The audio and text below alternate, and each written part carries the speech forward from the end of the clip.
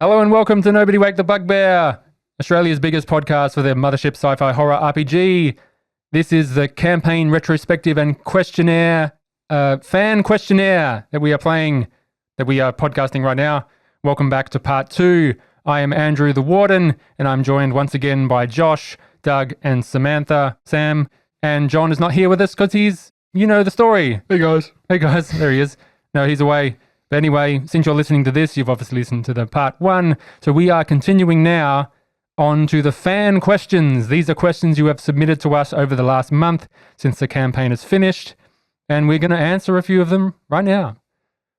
Shall we start? Everyone ready? You had a good break for a week? Yep. Yeah, I had a good time. Yeah. Look, here's a picture of when I put an axe in my finger when a while ago. Lovely. Josh is holding up his phone with it's an appendage, I'll tell you that. Yeah, it's definitely my finger. Yeah. I don't know if it's a digit or not. Now I know. It was a digit at It some was, and then I put an axe into it, and they had to remove the nail bed and Just put it the back tip? together. Yeah, Just the tip. Yep. point. I'm glad we got to share that. that was together. great. All right. Here we I'm go. used to it. These are the questions people have paid money for from Patreons and the free extra listeners. too. Okay, Josh, put it away. It's like a very sad penis. A very bony Very penis. bony, bloody penis. All right. Back on track. We're 3 minutes in, and that feels like just a whiplash of an intro. And don't you think? Yeah, guys, you want to see my finger? Jesus Christ. Smell my finger. Yeah, My finger. Okay, here we go. it smells fine now. Look, It's just pasta sauce. Q&A questions. We have one right now. Let's start off with a bit of an icebreaker question. This one's from LS. Nobody Wake the Bugbear. Your campaign seems to have the momentum of a runaway freight train. Why are you so popular? Sam? Thanks for your question, LS. Yeah, thanks, that's a very LS. good question. I don't know, really. Don't know. I feel like I'm the wrong person to answer the question. You know what this is Because I'm a referring bit of to? What is it referring to? Simpsons Season 2. When Burns comes to the classroom and Lisa Simpson is given the question. It's a fake question for Yeah, you. that's right. I just thought it would be funny because it matched completely. Okay. I changed Mr. Burns from... Yeah, anyway, that's not the real question. But I was literally, if you came to me, I was going to be like, are we actually, I don't think we're famous. Yeah, I was like, we're just doing stuff, man. I was going to say that's very flattering. LS. We have tens of listeners. It's All right, great. for the real... LS is an anagram for warden. For the real question, to start us off, it is an icebreaker question from Ran. I don't know how to pronounce this, but it's Ranne. Why are you looking Ronnie? at me? I can't even spell my own name. That's because it'd be comical. If you, the dyslexic member of the podcast. Rain? Rain, yes. That's how I've been reading it. There's no I there. But that's how I've been reading it. Right, for the whole cast. Considering all the player characters everyone has made, fuck, marry, kill, go. Is this our characters or is this everyone's? I think characters? everyone's. That's what John said, but... Look, everyone's clearly fucking Buck. Yeah, hell yeah. Yeah. Speak for yourself. Here is the list. I'm going to rapid shotgun the list. Here we go. Jeremiah Dutch, mentally kinetic biomechanical host, Merkaba, Alec Jackson, Zachary Doppler, Android, Raphael, Dr. Harry Keane, Dr. Eli Darko, Nova Blue, Charles E. Maxwell or Mouse, Captain Miles Crown, Buck Fernard, Evelyn Adkins, Tony Beretta, Octavie Sheremai, Simon Burr, Charlie Valentine, Dorian Black, Stargazer, Natalie, Mads Glockner, Caden Sardine or Fish, Rudolph Lundgren, Mark Jenkins, Rian Prince, Julian Smithers, Ukti Brandish, Gordon Good, Dr. Cameron Elias, Dr. Craig Graham, Lonely Cloud, Lord Lupus Clay, Boone of Tech Tyke, Morgan, and Imde Sue. That is all our characters we've ever played on this podcast. Did I miss anyone? Do it again, but in song this time. I honestly couldn't piece together a single option for kill because I just can't remember who would have ticked me off. Let's start with just your characters, Josh. Let's go. Go for it. All right, we've got Cyber, Ukti, Rian, Tony. There's one from the blue. Lonely Cloud, Harry Kane. Marry Lonely Cloud. Marry Lonely Cloud, done. Lonely Cloud. It was depressing but sweet. I mean, if I'm going to kill one of my characters, Who was the one from Blue? Harry Kane. Dr. Harry Kane. Oh yeah, I'm gonna kill Kang because he's just forgettable. Like, who cares? All right. I remember. And man, What was his voice? My name's Harry Kane. that's good shot, Gordon. No. Yeah, I can't pick anyone. There is no fuck in my list. You have to answer the question. That's what I should have said at the start. Yeah, but must you answer. started with all of them, and I was like, look, Buck's just wild enough for me to, if I Yeah. was going to swing left. You may choose outside your character's list for if you're stuck. So who would you well, kill? yeah, look, John has chosen from everyone, and he's got 2 lists. And nobody will be offended if you choose to kill course and not. or fuck their character. Yeah. Yeah. I would be more offended if you fucked them than killed them, to be honest. Do you know what? Can I- just to can add I in, just I was fucking going to kill say, Buck? can I fuck and kill Buck? Yeah, that's what I'm Not thinking. necessarily in that order. Just in the Okay. same degree. Yeah. Yeah. like a bit of like widow spider action. That's Yeah, it. Yeah. just eat them. Yeah, no, that's I think that's my list is kill Kane, marry Lonely Cloud, and fuck Buck, or the only female character on the entire list of characters. Was it Dr. Elias? The only female, right? Did nobody else play a female? I did. I I, don't- played Evelyn. Oh, Natalie's technically a female. I Yeah, played. Natalie. I played. Are you a Luck of the pleasure Wolfpack. model? Would you happen to be a pleasure model?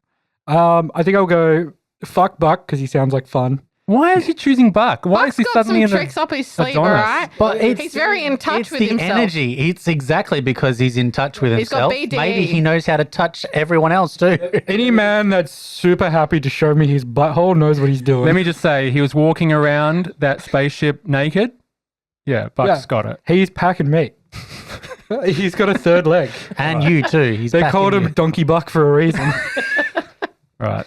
He's like a rodeo. He's a buck and bull. Yeah, we really have a bias towards creating male characters on this podcast. Yeah. Yeah. Have you answered our question? Oh yeah. Fuck Buck. Marry Craig because he's a family man, and then kill Darko because I feel like Darko would get off on that. Yeah, look, Darko was the other option for kill. I'll be honest. There's no blood in the stars, only dust. Or the old guy from Empress, whose name I forgot, the one I played. Lord Lupus Clay. Lord Lupus Clay, because he's already on his fucking deathbed anyway. That's a bit of a mercy kill then, I guess. Oh. All right, we'll go clockwise. Please. I will go marry Raphael because he probably, as you said, look after you. It's a doctor, very straight down the line. Fuck Rudy. He's a bit of a Chad. You know, everyone wants a bit of Rudy. Bit of Rudy. And kill Rudy Julian Smithers. He's a freaking asshole. He Oh, yeah, I was. forgot I about think that. he's an very asshole. annoying and would probably sell you out to dry for the company. And Sam? Yeah, like I said, I'd fuck and kill Buck. Okay. Because, like, Yeah, that's a good you know what I answer. mean? It's just the vibe. Hmm. He'd shit me off, but Get like, you you off gotta have a as crack well. Like, at it. yeah. Yeah, exactly. And then I feel like I'd probably marry Dorian Black because he's tortured but reliable.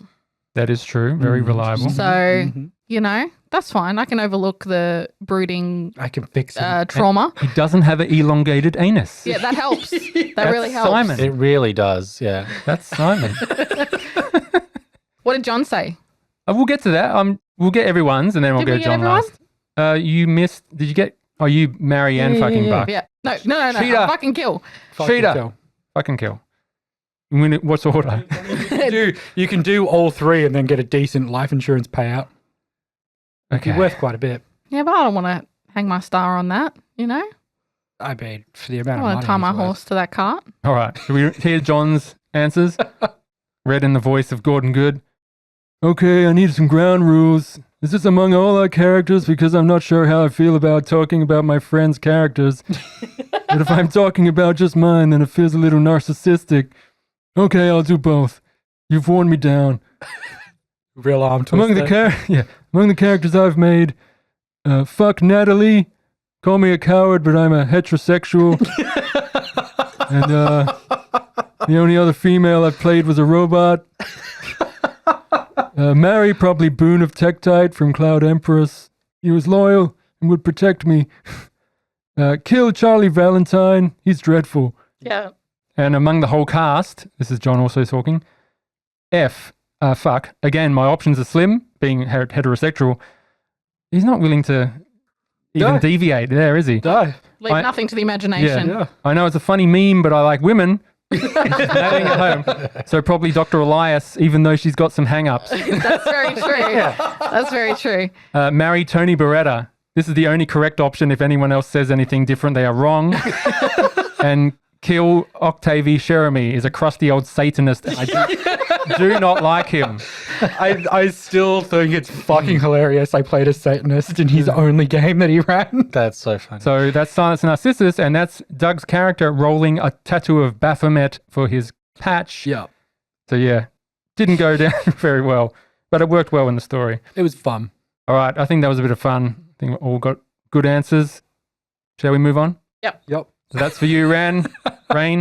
Why is Tony the only correct picker? Look, He has his reasons. I wouldn't have gone with Tony. I feel like Craig is the family man. Tony's a schmoozer, I feel though. like we need some comments from the listeners on this one now. I feel like We'll have a retrospective of the Q&A's Q&A. Yeah, we'll need everyone's answers on the fuck, marry, kill. Yeah, we'll do a Discord one. Yeah. All right. I think yes, move on. Buck is the prime option for a fuck, but I feel like next to Buck, Tony comes off as a person that knows how It's to give the a good time. firm hands of a blue collar worker that really does it. You know? He gives as good as he gets. All right. Got a massive tool. Sorry. All right. Here to fix your plumbing. Next question, or destroy it, is Chris Bio Cryo Ario. Chris Ario. We know Chris. Hey, Chris. Don't we? Chris says to Andrew, oh, that's me. What's the one piece from Gradient Descent, room, encounter, item, whatever, that you have wished made it into the podcast? Interesting. It's a huge book. It's a mega dungeon. 6 levels. There is a lot.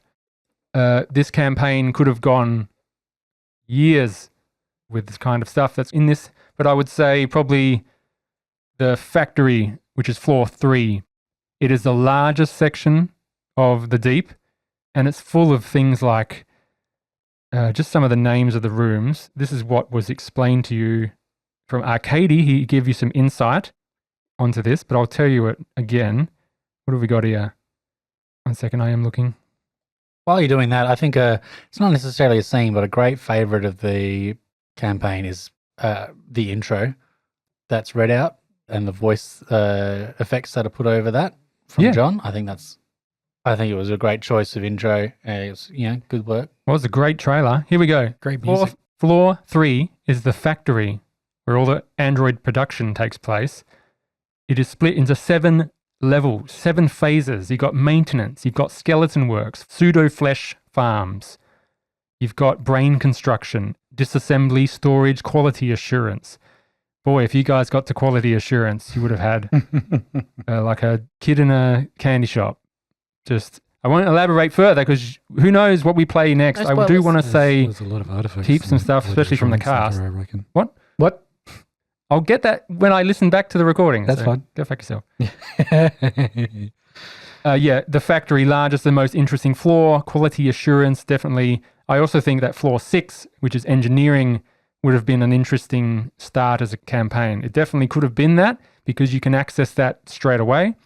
If you had gone through the security station Bravo, past the gym first, before going to the kitchen way, I reckon you would have got to the elevator going down to hell and going down to engineering.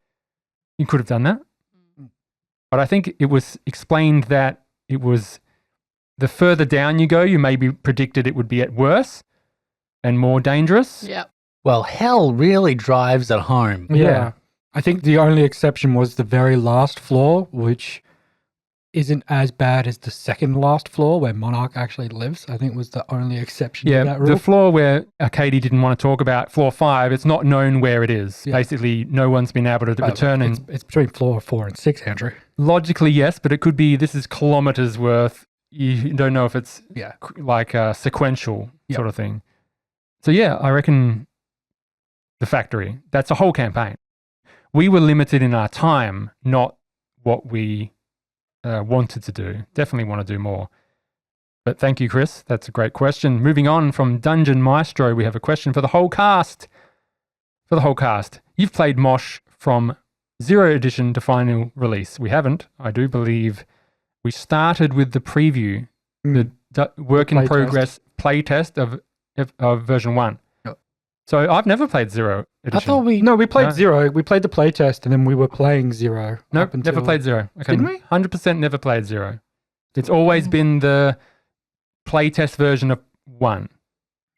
Which is in its form now. Just a few things were changed, as we were playing. I think that's true. But 1's quite different. So Well, the definitely. playtest has been different to 1 anyway. The playtest changes a lot. Yeah.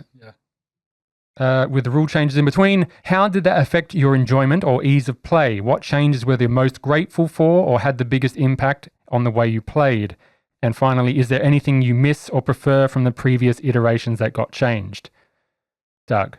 Fucking stun grenade. Well, there's no such thing as a stun grenade. We know that. I think I liked with a lot of the change. There was a lot of balancing tweaks and whatnot. It's a lot harder to just start with an end game weapon like we did initially when we just fucking rolled a death laser. For the most part, it wasn't as noticeable. The only time I really noticed the change was when we were bringing old characters up into gradient descent. You get an extra 5 to your stats. Yeah, and all of our loadouts, and that was when I was just like, well, fuck, this is actually really, because I made my guy in the app, and it was like really hard to like make shit. Well, All my gear was old gear from the first edition before the release first edition, when it was already pretty much set in stone, all the prices were changed. That was a big difference. So everything was the same, but all the costs changed. So things became a lot more expensive. So Yeah. you couldn't buy the stuff that you wanted to before. And I think the ammo system got tweaked as well from memory, because I ended up with a lot more fucking ammo than I did initially. That's just you being stupid. Uh, Josh, what do you think? I don't think there's much, is there? Oh, there's one, Go on, Andrew. but I think you might think of it, but I'll suggest it if you don't. Go. What, the nerfing of the heavy machine gun?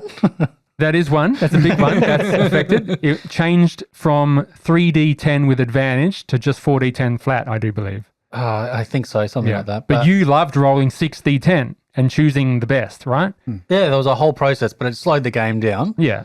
I understand why they did it. So, it makes sense. I think there's still work to go on this particular element, but the descriptive nature of the rule set had improved from the first playtest edition through to the different iterations to allow for better interpretation. Again, I still feel like it needs to improve because there are some parts where it's too open and we end up getting to a point where none of us can figure out unless we were to, message the crew. Well, they just want me to make it up. You just got to make it up. Yeah. So, I think sometimes when things are really open, it makes it it makes it difficult to hone in on an answer for some things. But I think, by the end of it all, really, none of the changes were hard to adapt to. So I found it quite easy to move on with each of the changes. There wasn't really anything that I was like, oh no, or oh my God, that's so amazing. I think there were a couple of things I was like, oh, that's nice. Yeah, exactly. Things got more descriptive. Things made more sense. It wasn't just like, what the fuck actually is this?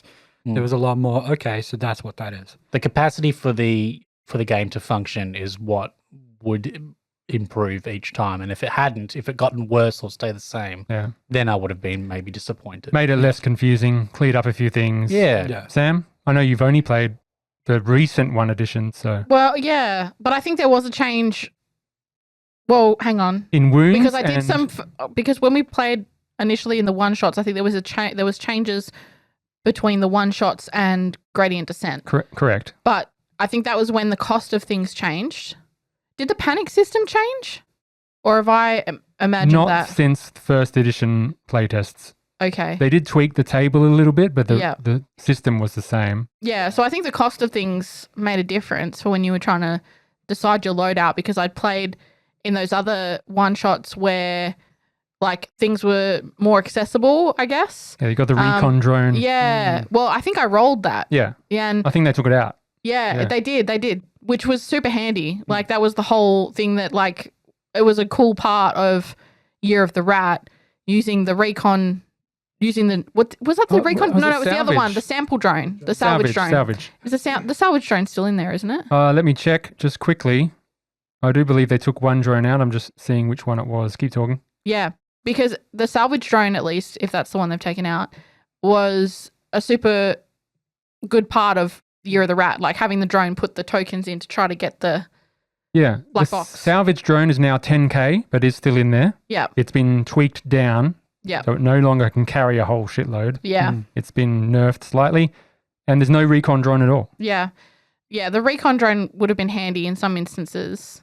But yeah, I guess that's really the only thing that impacted me. And because I sort of like come into it fresh every time, I don't try to rely on memory. Like anytime we would play a game or create characters or anything like that, it's just like start from scratch, look at the material, decide on things then and there. It didn't really impact me too greatly. So that's something I'm thankful for. Yeah, it's simple enough as a game to take the new updates in stride. Yeah. Without having to worry too much about learning a whole bunch of new book material. Like it's not like you're jumping from AD&D to 3.5 to 5, Correct. you know. Yeah.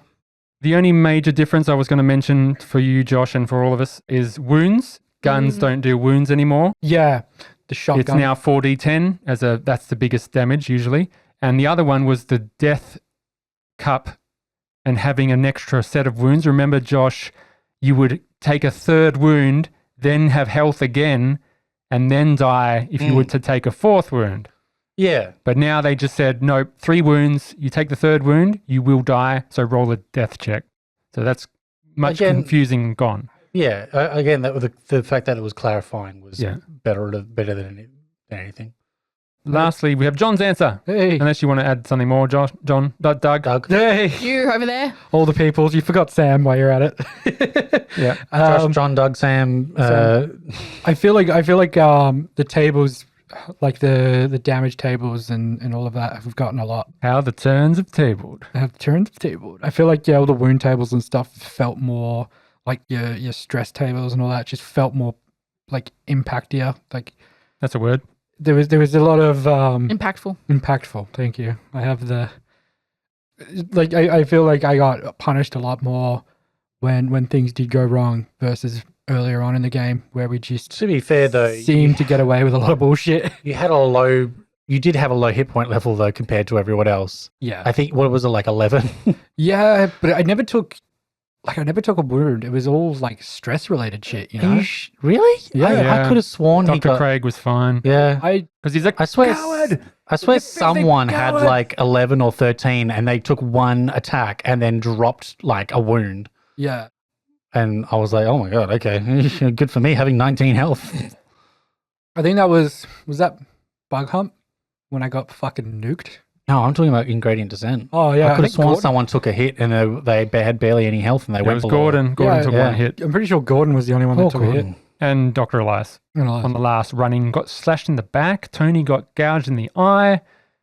Yeah, like combat, and this is what I like because combat has consequences, but like the consequences of combat felt so much more. Right, we got extra questions to this effect. We're going off track, but we think we impacted the changes. We're pretty good. What was John's answer? Here it is. What's another character voice he's got? Boone? Darko. Boone? I can't do MK. MK? MK. I don't think I can do his voice. Honestly, I've never been a rules guy, but I've been a vibes guy. I always admired the rest of my table for being able to make up for my lack of diligence. So in regards to the rule change between editions, I only noticed it when I was trying to readjust to the wound rules, and frankly, never really got the hang of it in the end. I just had to be happy being a little baby kicking my little legs in my little high chair. On the bright side, it also means I never tried to pull any fast ones with rules lawyer antics. That's it. Facts, John. Facts. Facts. So the moral of the story is we didn't really notice it. No, and yeah, we haven't played Zero Edition, so we didn't notice any of the big sweeping changes. There's also not the rules also don't allow you to necessarily pull a fast one with too much rule. No, it's up to interpretation. Oh, here we got some cast. I've organized this into cast and character questions. These are direct questions about your characters from the listeners. Here's one from C the Third. For the cast, what has been your favorite adventure? Which character did you enjoy playing the most? Do you wish to have developed more? Doug. I mean, I haven't shied away from Moonbase Blue being my favorite. I loved it to bits. Favorite character, ironically, wasn't the one that I created. It was 100% Kerensky. Nice. I fucking had so much fun playing Kerensky. Still alive. Still alive. Rare treat. And what was the last part? Would you have developed more?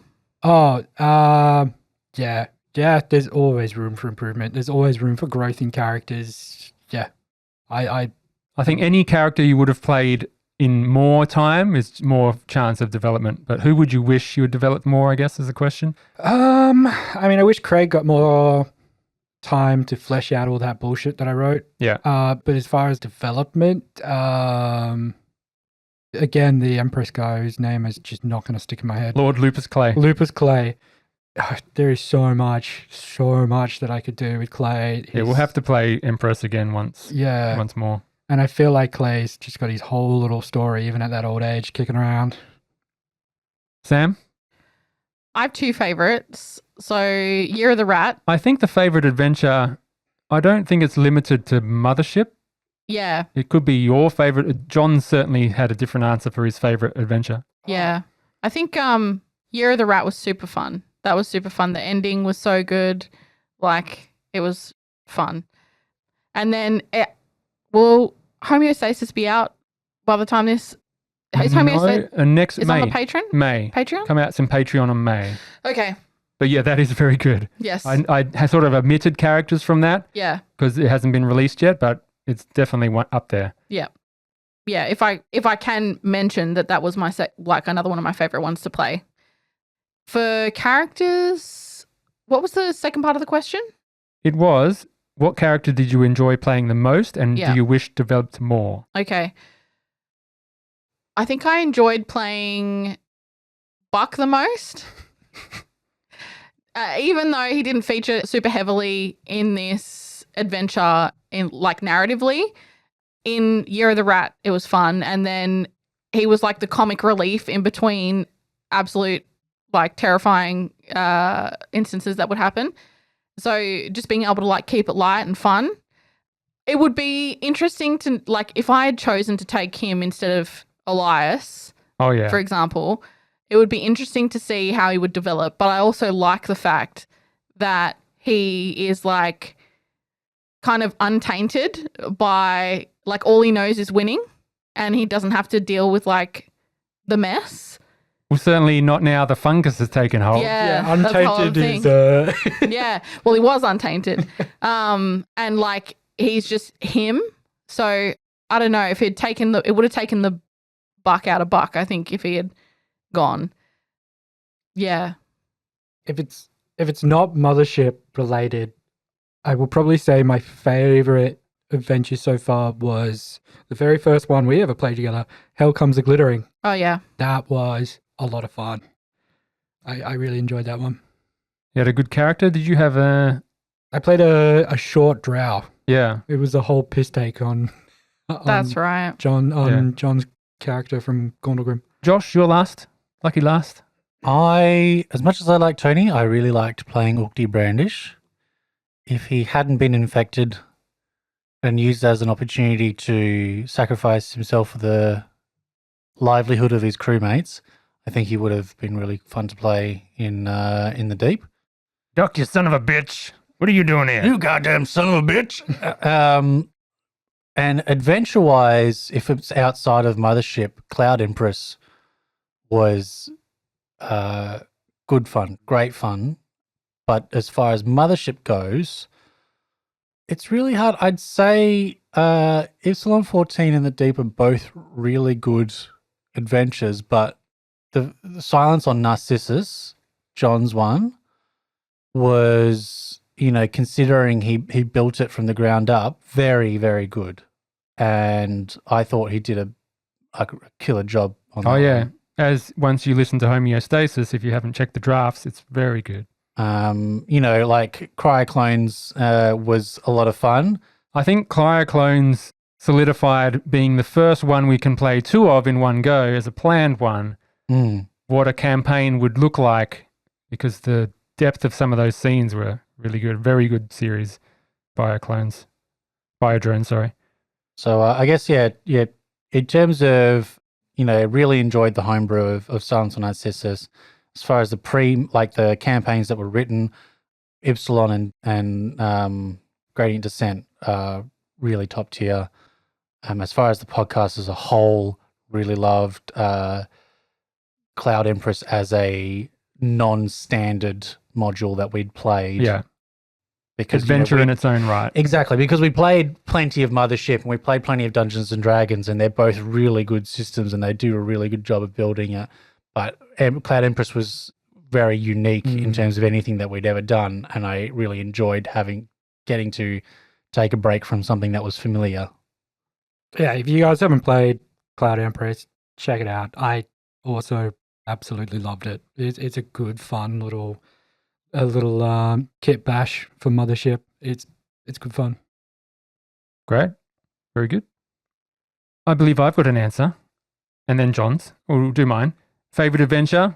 Probably going to have to be Gradient Descent, because even the small slice we've had was just amazing. And the depth that it can still, pardon the pun, the depth of the adventure is still a lot more to go. I think we can get a lot more out of it as well. And that's why I don't want to spoil it too much, because just in case, on the off chance we play it again, John comes back, whatever's available, I do want to return. What else? Favorite adventure that isn't that would be Ghost of Gauntlegrim and the Dungeons and Dragons. Our first campaign that we finished, my first campaign that I've ever finished being Dungeons and Dragons, since playing since 2015, being in many games that started, went for a long time, but then never finished. This is one we finished from start to end, and it couldn't have ended any better. So that's my favorite, definitely. Character that I wished playing the most. I always loved playing Rudy. I liked playing Julian Smithers, and I liked playing Raphael. They're all great characters. Which Rudy? Yeah, you play a lot of Rudy. I think it just You mean transcends. Rudy? Or that's the same one. Yeah. Was the Rudy from my one shot? Was that the first iteration of Rudy, or has Rudy just been our character? No, that's the first time I played him. Yeah. And then I think he showed up. I don't know if he showed up there first and then our campaign maybe as a side joke. One or the other, same thing. He showed up somewhere as a piss take and then kept showing up as a piss take. Yeah, It became so an under the table running gag between us. I wish, developed more. Julian Smithers, I wish he had been there in the background through Year of the Rats shenanigans, but he went back to the ship to sort of hide the fact that he's got android blood coming out of his, but that would have been cool, because if you had exposed it there, he might have stuck around. But you guys wanted him to bugger off, so because he was shady. So that's all I have to say. Now John is last. His favorite adventure is the D&D series, without question, even though I know isn't what the question's supposed to be about. He says, seriously, it's a marvelous adventure, and if you all listen to our D&D, I will love you forever. In regards to Mosh, that's a tricky one. The campaign has been creeping up my list recently just because of the time and development we had. Gordon and Merkaba are characters that I adore playing, which is why I picked them. I'm mostly very happy with the work I did. I think they're iconic characters. I'm willing to say that. My favorite adventure right now might be actually Biodrones and Cryoclones, precisely because Charlie Valentine is a character I enjoyed exploring, and I would certainly be interested in playing him again. Maybe in season 2, baby! You got to do FinTalk next. I was supposed to do Charlie. What's Charlie's? He's British Jason Statham. My favorite adventure right now might be actually Biodrones and Cryoclones. I don't know. It's an English one. Characters I like to develop the most would be both the moon-based characters I've made. Dr. Eli Darko especially felt like something I had something, but the adventure was so wild so quickly that I didn't get much of a chance to go deeper with him. So Eli Darko would his regrettably not developed some more. Sure, not talking about Stargazer. Stargazer. Stargazer. Please proceed to the nearest airlock. The famous line. You remember that? Yeah. Is that everyone? Yeah. I think that's everyone. Question Yep. answered. Thank you. C the third. Next question. Dungeon Maestro. We change the music here to something less stressful. Bit of synthwave. For Sam. Hey. Dungeon Maestro. Question for Sam. You jumped into a show that had been going for a while with an established cast that had gotten a few sessions under their belts already. How did you find the mosh as a system to learn as you got into it? How did Buck's character concept come about?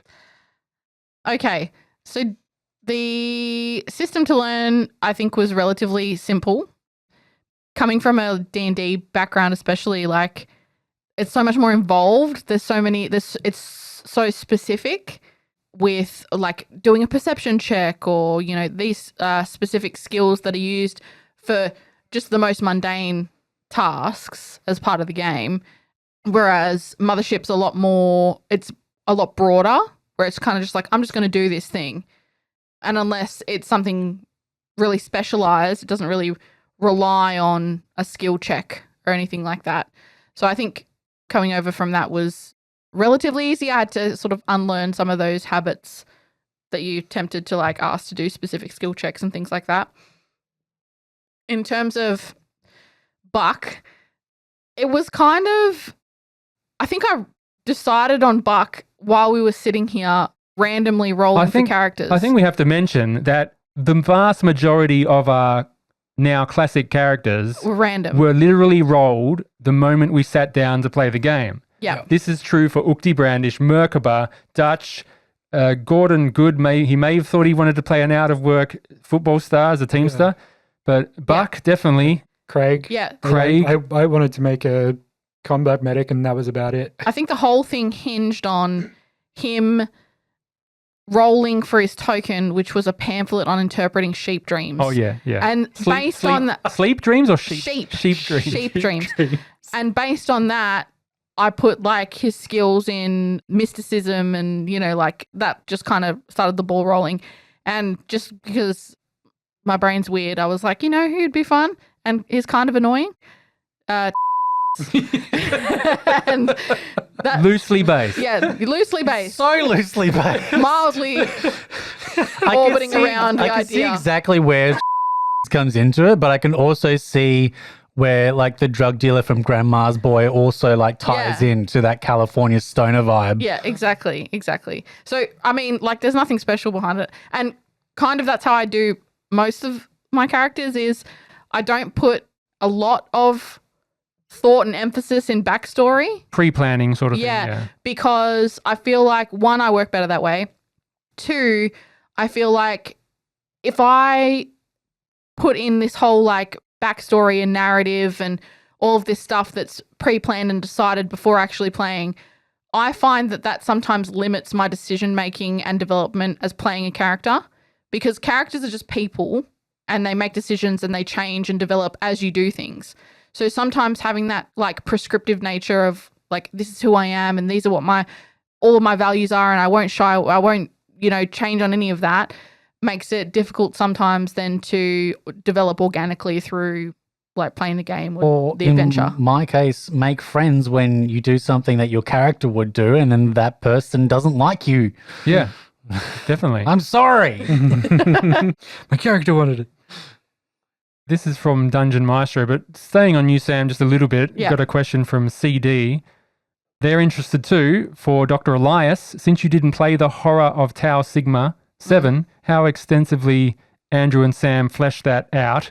All of that backstory, just a quick conversation. Did Sam read the module, something else?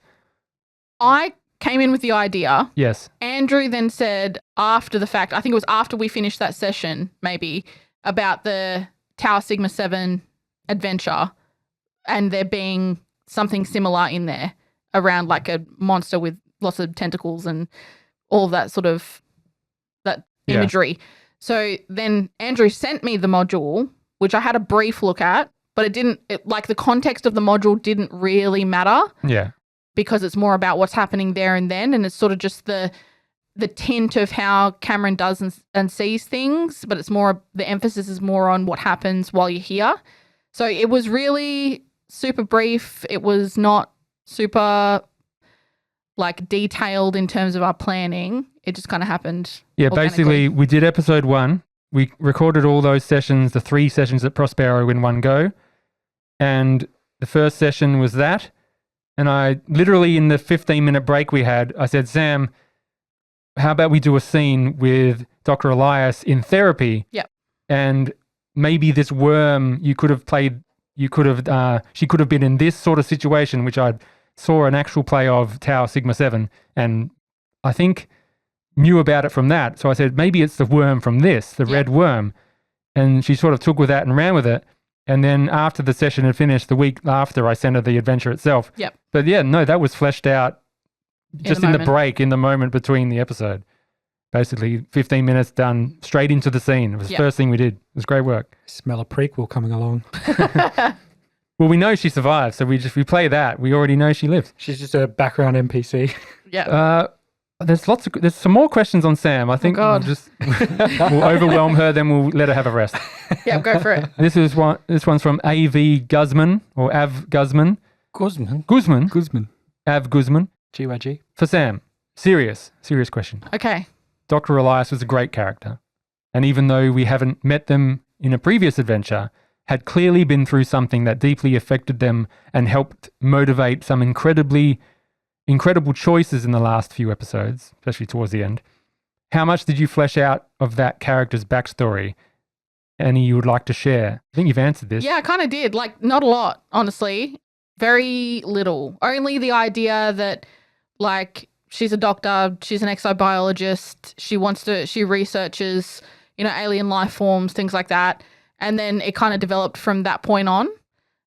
The way that Cameron, like, developed as a character throughout, it just seemed like it made sense as things, like I said, for me, just allowing character to develop organically is important. I try not to force it. One, because I feel like I'm not very good at it. If I do force it, it doesn't feel right for me. And two, it just makes more sense narratively if, like, things change with the character as a result of direct action that maybe you didn't foresee or plan or anything during the actual game. Sure. Less serious. What in the world would you have done if Dr. Elias had died in the first dive? Would Buck have actually gone in? Buck would have gone in. I think the answer is yes. Yes, Buck would have gone in. And then it would have been really, like I said, I think I said it earlier, it would have been really interesting to see what happened. Because I think Buck would have changed from maybe who he is and has been. Like, he sort of changed through Year of the Rat even. Yeah. Because he started off as this, like, very sort of serious, going for a job interview, kind of holding the team together of misfits while they try to rob the ship.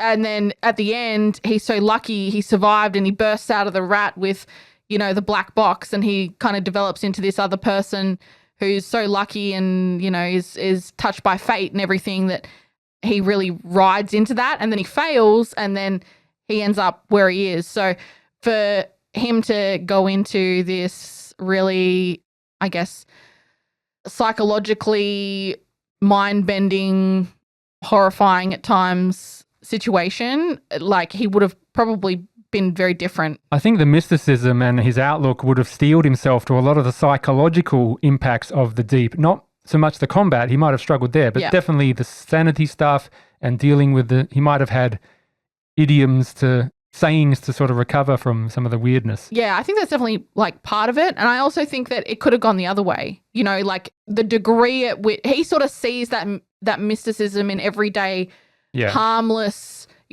situations where he sees somebody struggling with something or coming to some decision about something, and he'll put his quip in that sort of, like, tries to spin it on the positive. But when you're in another situation where you're kind of copying it all the time and nothing is positive and everything, like, it becomes really difficult to see the bright side of things. And it could have, like, impacted his sort of taken his shine off a bit, Yeah. But yeah, he would have gone in.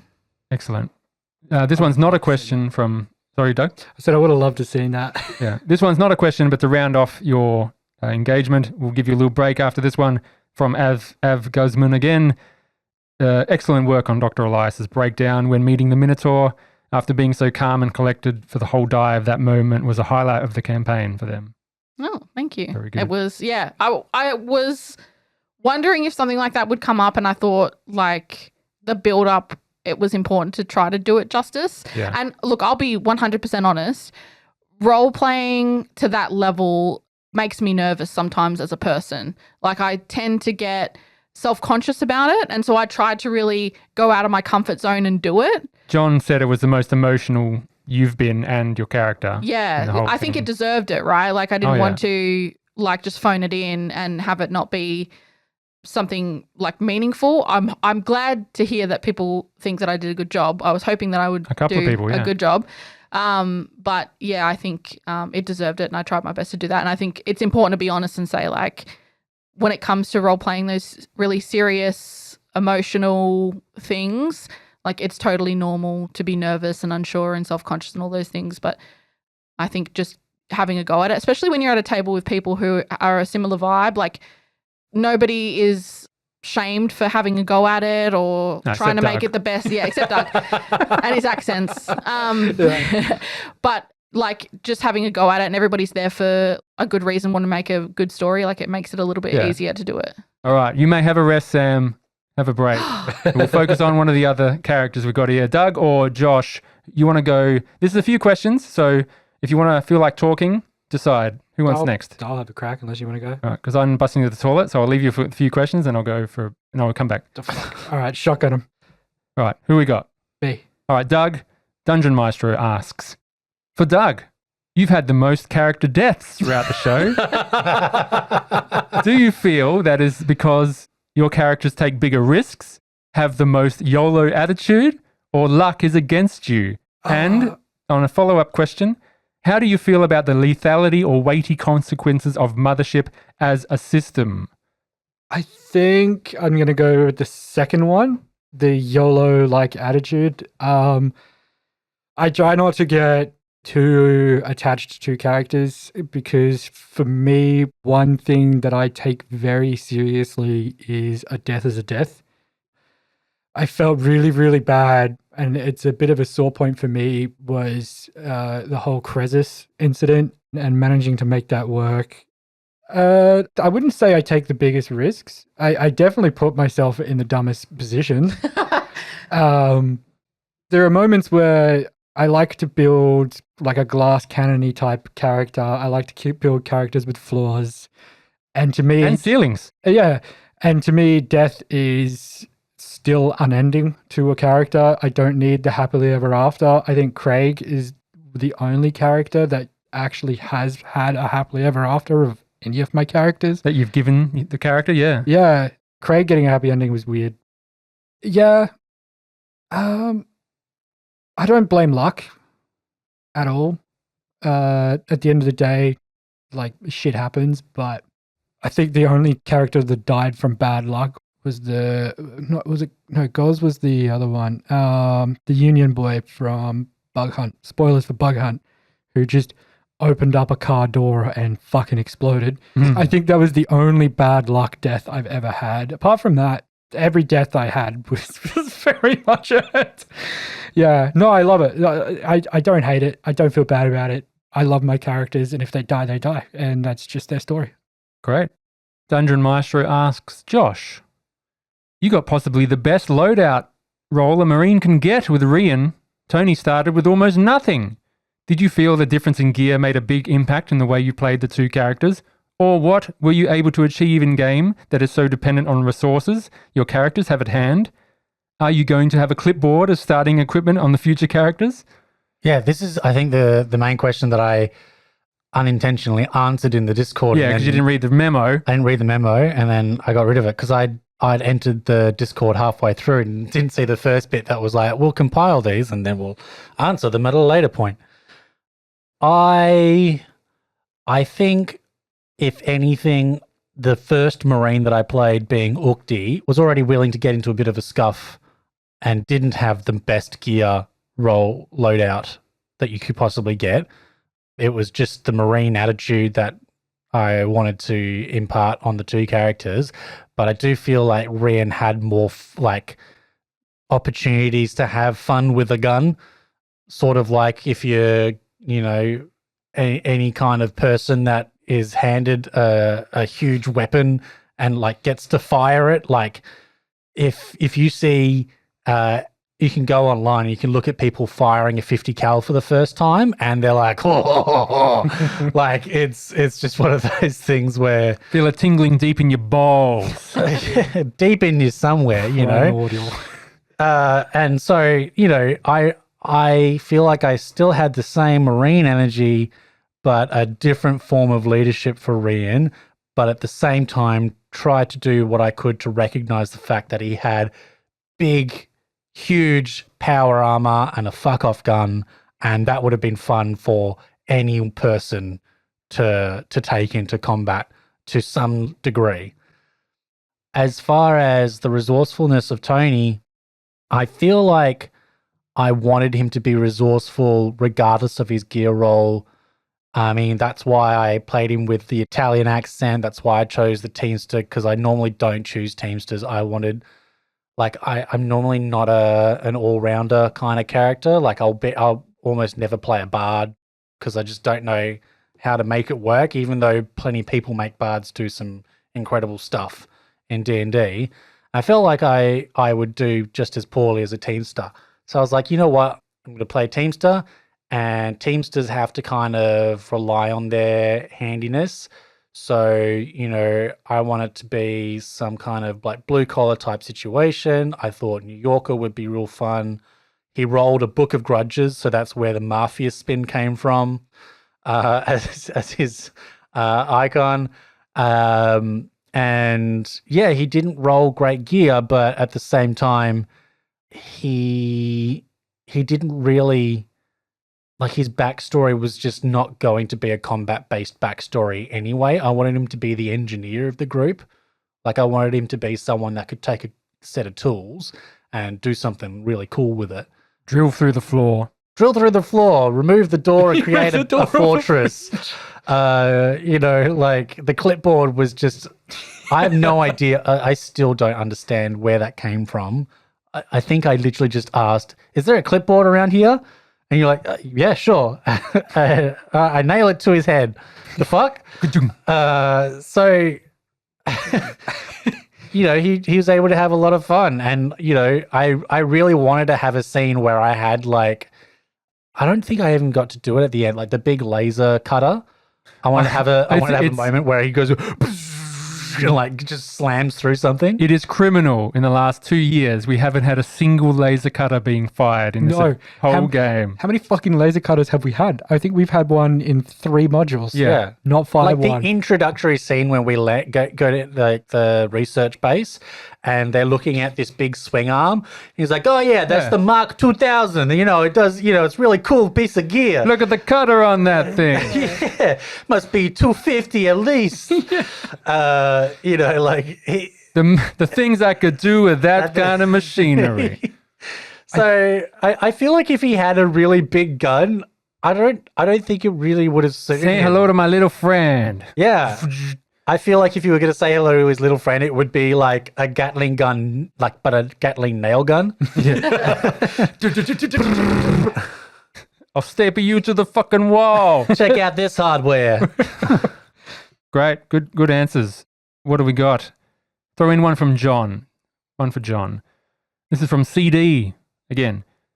They say, I have always wondered if John could just quote relevant scripture at every turn, or if he did some preparation to have a repertoire of things that might be relevant and then was very skilled at picking that from the repertoire in the moment. I'm versed enough that I could place most of his lines, but definitely couldn't have produced them at the speed he does. He's also kind of curious, or they're also kind of curious about those who have played Dungeons and Dragons. How would they characterize the different demands and expectations for players between the two systems?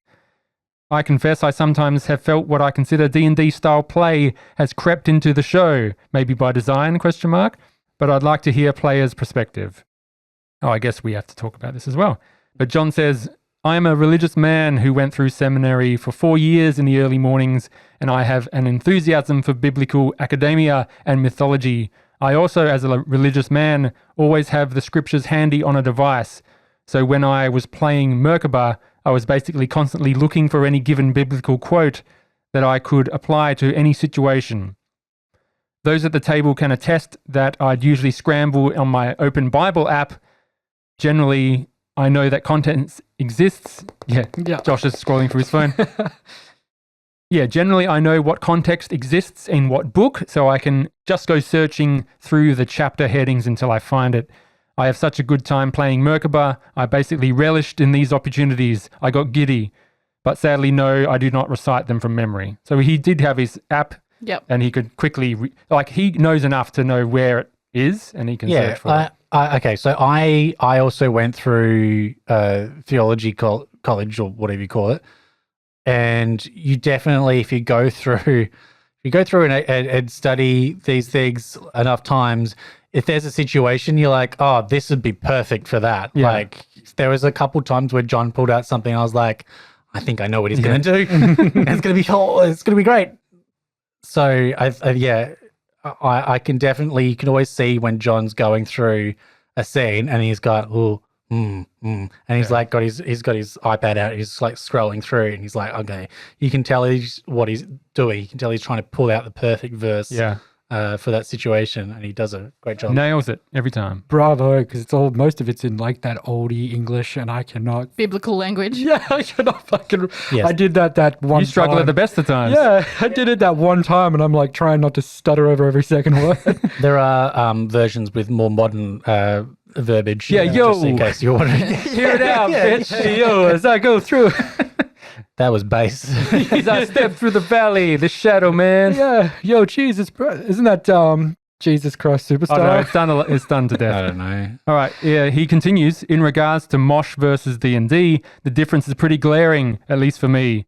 I think if anything, Mosh has its roots closer to old school AD&D.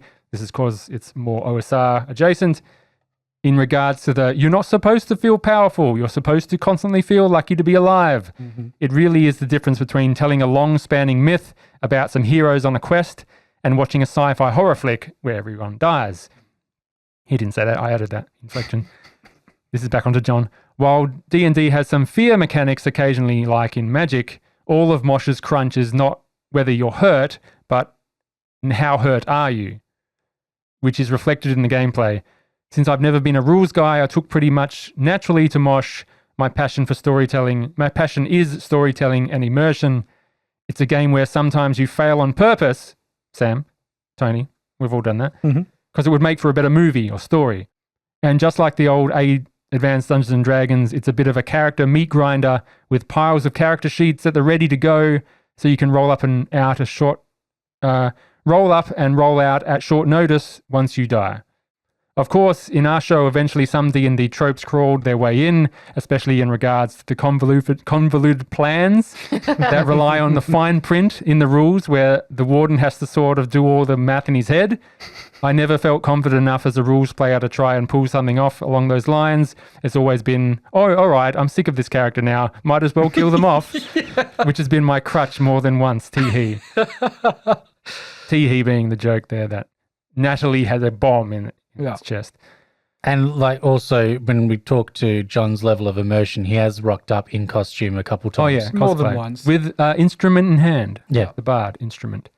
Yeah, I think as far as things creeping in from D&D, Mosh being more story-based and role-play-based, I would say the only times I would have noticed it is around the combat, where, it's a very different combat system, don't get me wrong, but we've only ever really been used to that D&D style combat. Yeah. And with Mosh not being focused on combat, I think elements of that snuck in to fill gaps that we've just didn't really realize were there, and we've just filled it in. I think they're very separate in styles of play, and you have to definitely switch between the two. It's a very drastic change, especially not rolling for everything. And you're not succeeding because you're rolling well. You're succeeding because you, the player, are thinking of things that outside the box, or how to word things is more important than rolling a number and getting the higher number. sort of thing. Because that sort of, if you roll something high, you know how it's going to go. So you can say, okay, I've succeeded. I can do this. But yeah, that's all I have to say on that. Josh? Look, I'm getting flashbacks to using the decanter of endless water to kill creatures. Yeah. Very non-D&D-esque, but also at the very same time, very D&D-esque. Like when you come to fantasy games, you find that if you're willing, you will have some really high ingenuity level gameplay and some opportunities for really good storytelling. It's up to you as the people at the table to decide on whether you want to drive story or success, or whether they might be the same thing.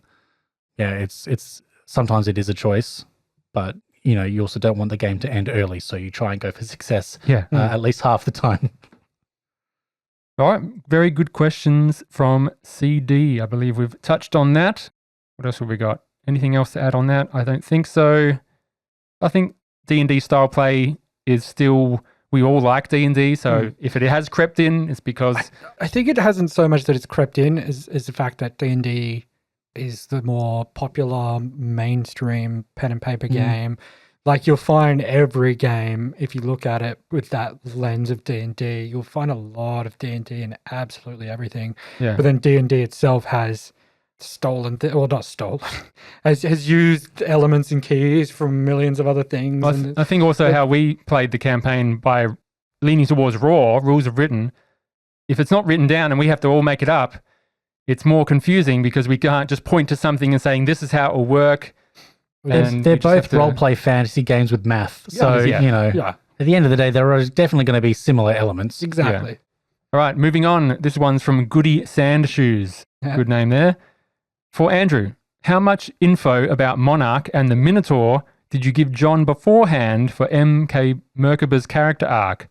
0. Yeah, I was going to say. 0. John is good, and I didn't need to give him any information. Not that I would want to, unless he approached me specifically saying, hey, could I learn a bit more about this, or would I know something about this so I can plan that? Don't need it. We both riff off each other. Basically, the scene with the yellow goo at the end, I didn't know he was going to do that. That was broached between us, or maybe what sort of token could he have had from that adventure? And I had suggested before the campaign started, what if he had a piece of the yellow goo? Like I was thinking just as a little callback, but he took that, put it in his chest, and had it as a focal point of this extra entity. It all evolved from that. And as we went into that, I just sort of jumped in with the computer's voice. And then we turned it into, during the moment, this isn't the computer, this is you. This is Merkaba connecting with this thing. It was just great to happen in the moment. But no, all of that stuff just happened organically. It was very good. Moving on. Also, for John, there's a question from Dungeon Maestro again. For John, what things have you learned in all Mothership you've played so far that informs how you design and write your own adventures and material? This is for John specifically. He's written 2 adventures now that Sam and I have played. We've been there for both. No, I wasn't there. I've been there for both. Narcissus. Yeah, it's only me that's been there for both. Oh, wow. The rest have been for Narcissus. I didn't even know you wrote a second one. Because you don't listen to the Discord. Sorry, I'm pretty bad. Anyway, he says, that's a good question. I think the main lesson that I learned playing Mosh games is that translated to making some one-shots is the following. 1, make the players feel small. This is absolutely key. Nothing kills the vibe of a Mosh game more than making the players feel powerful. However, it is allowed to happen occasionally. 2, don't assume the players want to be scared. You need to bring most of that yourself. This is especially true in Doug's case. Doug has to buy into the adventure, and he will bring it, but only if he's feeling those feelings and can dive into it. Yeah, I struggle with horror because I don't find horror horrifying. Yes. Owing to various styles of gameplay, you might have a player who's playing up the horror stuff, but most people play games to play games. If you want to run a Mosh game, I'd recommend being enthusiastic about immersion and horror yourself. So that, I guess, he means putting them into the scene and making sure you lead them into it, sort of thing, rather than just saying, you're scared, you're in a ship. Yeah. It's a bit harder. And John does this by building the world around it and slowly dropping you in, I think. It's the moments where you walk into a bathroom, see a cricket with a man's face, and you're just like, that is genuinely creepy, and I love it. Number 3, draw from everywhere. Nothing is new under the sun. In Mosh, I find the goal is not try to make something unique, it's the opposite. The joy in the craft comes, at least for me, is mastering the parameters of a genre and imitating them well. I don't want something that feels like a Mosh game. I want something that feels like a movie, which is my sentiments exactly.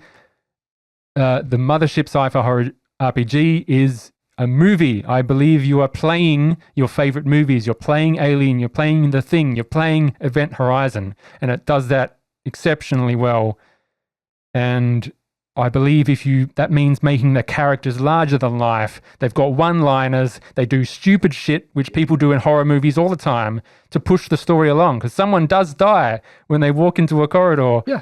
It's great. That's the one thing I like. That's the one thing I really, really actually did enjoy about Mosh is you need to take away like the living in the fantasy and just go, this is a movie and you're yelling at the TV, but this time the character actually moves when you yell at him. Yeah. Like live it. That's a good point. Yeah.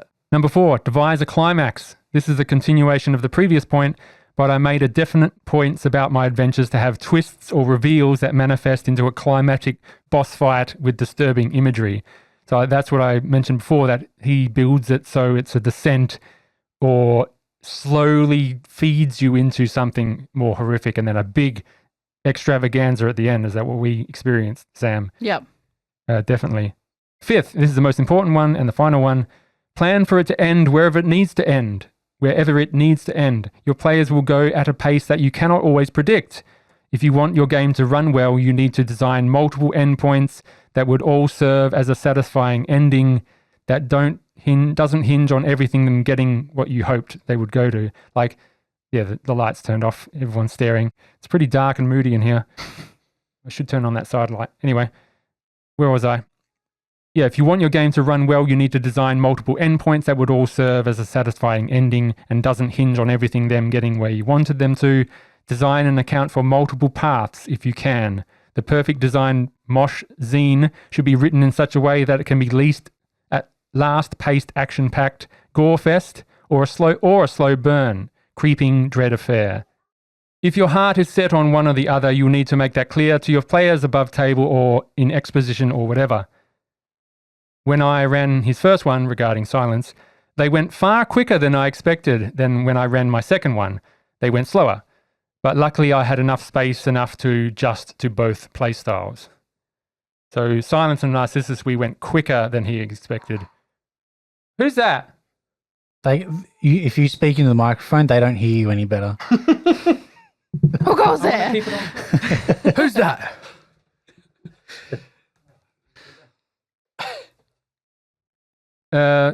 Yes, that's it for John, and that's for Dungeon Maestro's question for John. Let's go down a bit along the list for someone else, shall we? Writing is hard, like writing a module. Oh, yeah. I thought it'd be easy. I'm not good at writing modules from scratch. But sorry, my children are barging in. Writing. I think I'm okay, but when I'm given something as a framework, I'm good at building on top of that. As you saw from Neverwinter Campaign Sourcebook, most of these things are paragraphs, Doug, and the amount of stuff we got out of that is huge. It's massive. So I think I'm good at, and Gradient Descent, it's just a big old dungeon with no narrative. Just you have to make the narrative. You have to seed the thing with characters. Like, there's no divers. There's Arcady on the bell. There's Noriko. There's Ghost Eater. And who's the other NPC on board the Deep? The guy duct taped to a wall. No, that was an invented one, surely. Oh, Simcoe. He was inside. there was The map maker. Ghostface. Yeah, Ghost Eater, Ghost Eater. Arcady, Noriko. That's it. Terrifying fucking photos, by the way. That's all they give you. Holy crap. Everyone else is from me. Every character. Yeah. And all their stories all the things connected to it. When they say you see a diver, in the book it's just got diver, wounds 1, may have a weapon, roll a d10.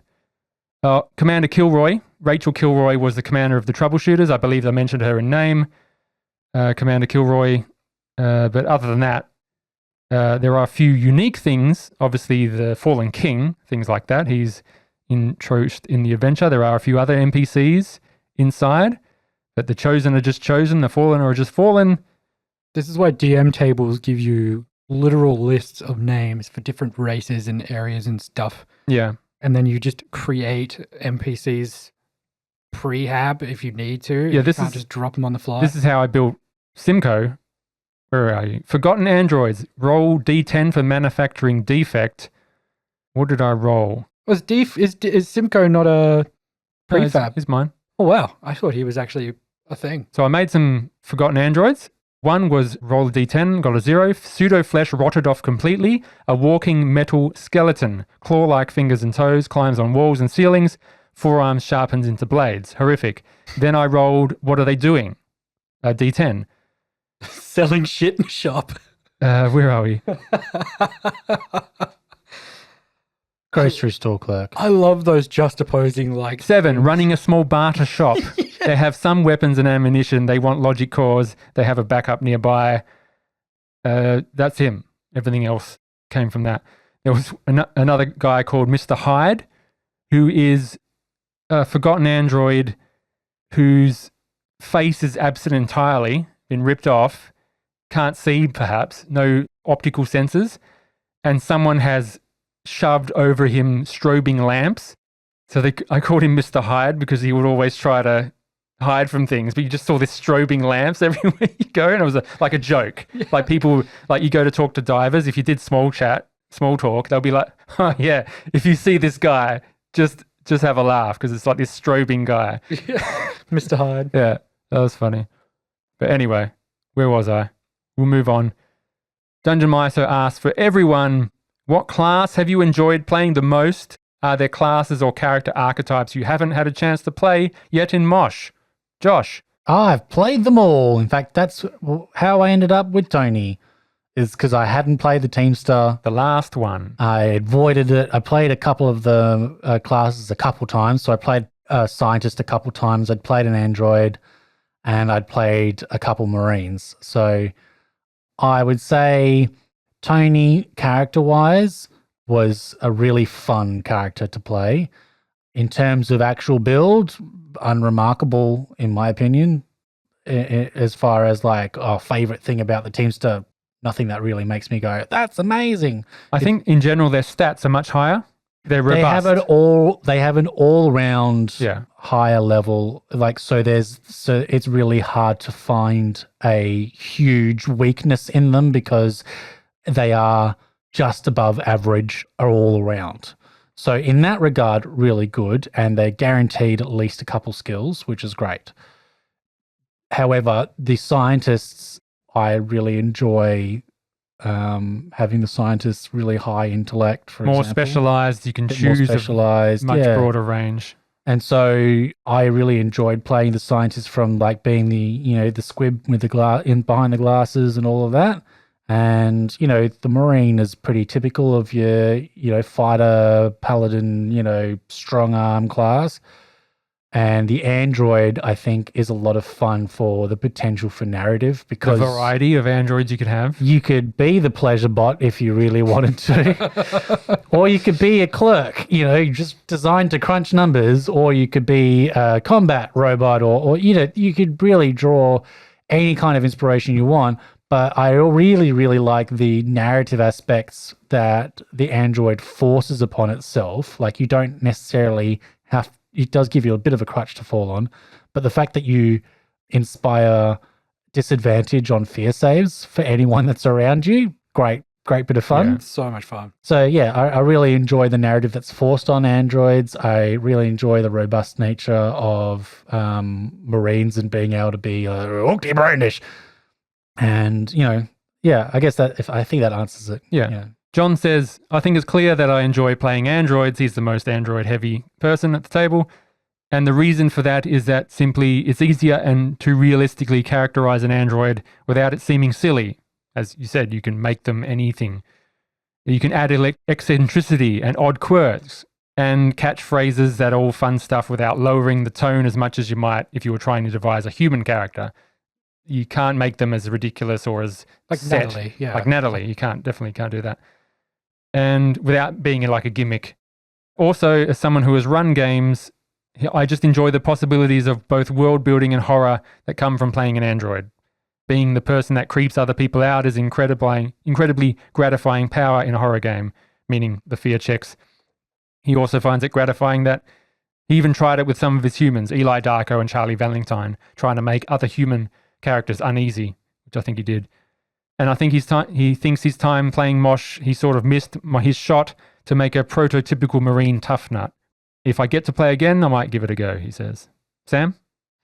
I think I played them all, but the android's in Homeostasis. Homeostasis. You know, I've captured all the times we say homeostasis. Yeah. And at the end of episode 3, it's just played. That's brilliant. And it's just homeostasis. Homeostasis. Welcome to homeostasis. In terms of like which one I like the best, it really depends on the situation. I haven't disliked any of the classes that I've played, and it seems like relevant and applicable to the time that I was playing them. So I don't really see any like enormous benefit or drawback to any particular one. And I think when we started with the one-shots, randomly rolling for that kind of helped with that, because I wasn't super invested or tied up in what class it was going to be. So yeah, I like them all. I haven't found any part of it that I don't like. Yeah, I think the flowchart style character sheet, rolling for your equipment, you patch, you trinket, in 15 minutes you get the character you're going to play. It's just surprising, and you want to play that character to see how they go. And I think because of So much fun. the fun characters we've had just out of the random rolls have been Yeah. great. So definitely. Doug? I never got to play Android, No. which is a bummer because androids look like so much fun. Next time I come back to play Mosh, Android, 100%. Do it. 100%. As for the other three, I think Scientists was probably my favorite. Like, both characters I've had the most fun with were the Scientists. Figures you would like the characters that know everything. Actually, yeah. Actually, I think it's all three of my characters because I'm pretty sure the Noble was a kit bash for Scientists for Empress. Lordling. Yeah. Lordling. Great class, by the way. Yeah, and I feel like Android is going to heighten the parts of Scientist that I love the most, which is why I'm surprised I never played an Android. But, yeah. Yeah, I think the next time we play, I think it's better having androids. If you guys want to make a particular android, we won't be limited having the mathematics and linguistics skills. Just come to me, tell me what android you would like to make, and we'll sort of make it like a combat version or a service version or a science bot or something built to a particular purpose. Because having an android in the crew has definitely Fun. made things interesting.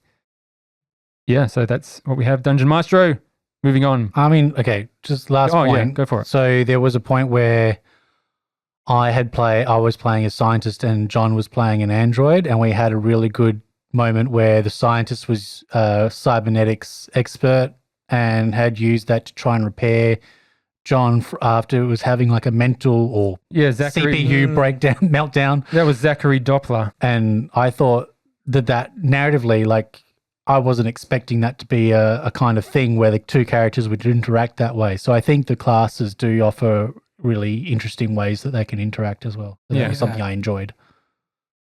I did John's, didn't I? Yep. This is from Ember. From Ember to the whole cast. Who was the hardest of your PC or NPCs to roleplay and why? Most difficult character to roleplay or NPC? Failure. Failure is a character from Ghosts of Gauntgrim, which is a side character who was played a few times in the middle of the campaign. Season 2 and 3, perhaps he showed up. Yeah. I think Failure and mechanically speaking Arc as well, I struggled Failure with. was a spell sword. Spellblade. Blade Singer. Blade Singer, yeah. Blade Singer. I loved Failure. I loved him. Like, his whole layout was fun. But A, I suck at French accents, and B, Failure was a dick, and I'm not very good at being a dick. Unless we're talking about the layout of the ship. Oh, yeah. Oh, yeah. Then it comes easy. Then it comes easy. Or talking about fucking flash bombs. Then the dick comes easy. Yeah, That's it does. what they always say. Josh, who is the hardest PC to play or NPC? To role play, not just to play. Simon Burr, I had a clear vision that went straight out the window. Because he wasn't an android. You said, I want to play an android. You wake up, you're not an android. Yeah, I wait. The moment that he wakes up, he's something else. And then I'm like, I don't know what to do anymore. But also just like some of the conversations had led me in a different direction and ADHD be killing y'all.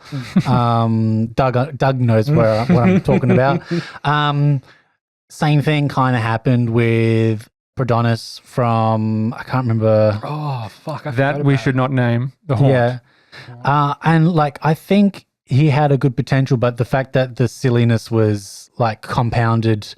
This is another Dungeons and Dragons product we have made called The Haunt, where we play The Haunt, which is where we play the haunt, and it still haunts us to this day. The Prodonis was a character that was actually meant to be like the brother of another character that I had created. Yeah, we know the story. Move on. Mothership.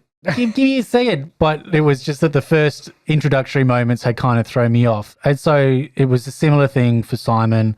I think I just got carried away with some of the elements that were introduced from being knocked the F out and then waking up that I didn't really stick to the story that I'd written for that character. So yeah, I enjoyed Simon Burr, but I did find him difficult to play because I found myself continuously trying to bring him back to what I had originally intended. Sam? Sorry, Doug? I was going to say, that's very similar to what I had with Ark as well. Like I built Ark for a very specific idea and then ended up taking them completely the wrong direction. Yeah, then ended up casting a spell on someone while invisible. Yeah. All right, Sam.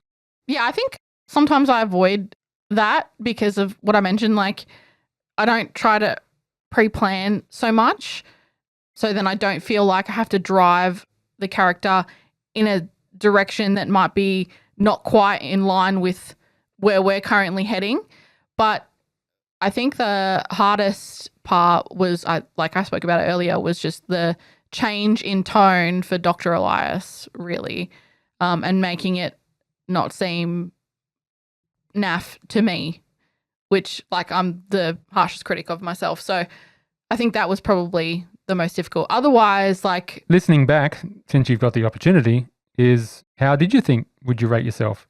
Oh, look, I'm probably not the best person to rate myself on it because I hear the things in it that I don't know, I judge myself more harshly than what other people will probably judge me. Yeah. I think I did pretty well. I think with more practice and kind of like putting myself out there, it's so funny because I was having a conversation with Stephen, my partner, earlier today where I said, sometimes I feel like I'm a better DM than I am a player because it flows a lot easier to me to improvise from that perspective than it does when I'm a player. So it just happens a lot more naturally. Yeah, as a player, that's all you have to go off. Yeah. As a DM, something doesn't work, you can move on to another character, another situation. Yeah, you figure it out. And I think understanding the context and having the framework for where things are heading allows me to sort of improvise within that and not worry about it. And I don't have to worry about it so much because the whole goal is to make something that's fun for the people around you. It's not so much that you're the focus of what's happening. It's that you're just like putting the building blocks in place for everybody else to build on. So yeah, I think I did pretty well, but I would like to get more comfortable with that sort of like more emotional, in-depth role play. Definitely.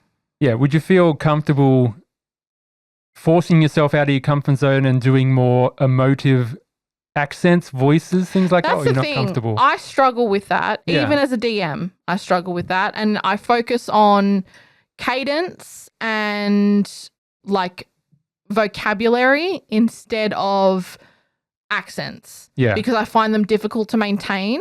And it's also that like self-conscious part of my brain where I'm like, it's going to sound like shit if you do that. Like, don't do that. You're going to sound like an idiot. So I try to focus on that like cadence and vocab aspect instead.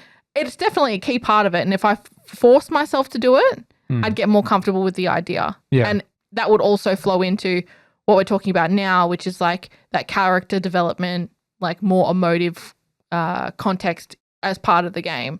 So I think it would definitely help. But that's just something that I personally struggle with, and I'm trying to like broaden my horizons in that aspect. Yeah. Doug, you did your hardest one? Yes. Yeah.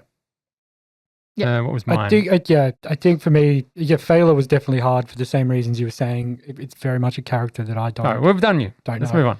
Yeah. My hardest PC or NPC. I haven't had many PCs, obviously. That's what's hard for Andrews, that you didn't play enough PCs. I think Raphael, just a pleasure to play. Very easy playing Raphael. It's supposed to be the hardest, Andrew. I know. That's why I'm knocking them out. The doctor, the scientist play, the physicist, Evelyn, pretty basic. I think I could play her, not very hard. Rudy, pleasure to play, fine. Arcady, loved playing Arcady. Love those types of characters. The wise, exposition-giving person.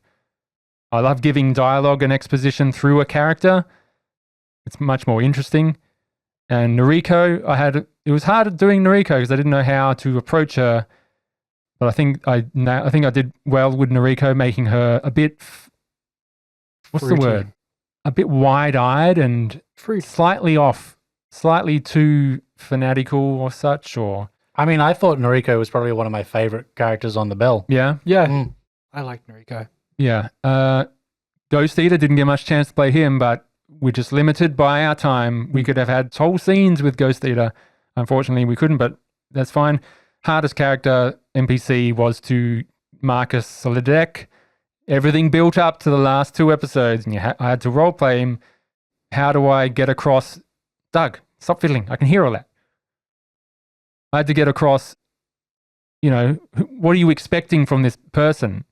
Big bad villain. It's just not what he was about. He was just a normal dude.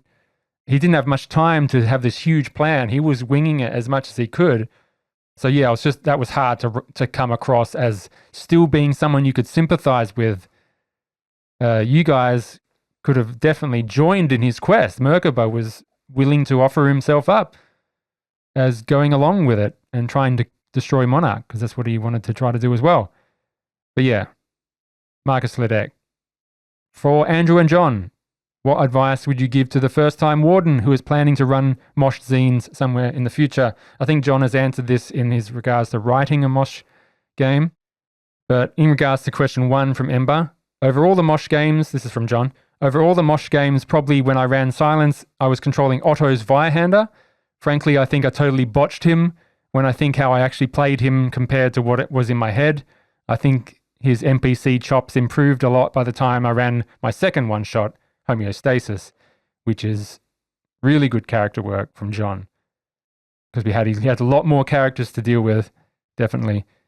And in the campaign, he found Gordon much harder to roleplay than Merkaba, merely because there's only so much times you can roleplay a guy being afraid and freaked out before it gets repetitive. And his big mouth refuses to let me be quiet. It was harder to work out what his character arc was, whereas Merkaba seemed most designed to bloom or boom in Gradient Descent campaign, being the android, God-fearing, Explosive personality. Mm-hmm. But yes, that's all of us answered that question. Let's loop back around. Dungeon Maestro again. For anyone, if you were adding a custom skill to the Mosh character sheet, what have you found to be something lacking in the official options?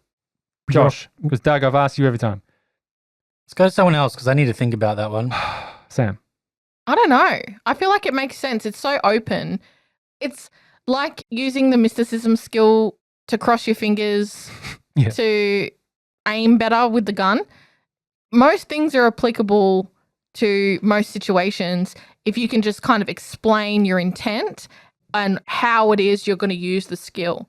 So I think if we add more things to it, we're going to start heading into D&D territory where everything's listed as a skill.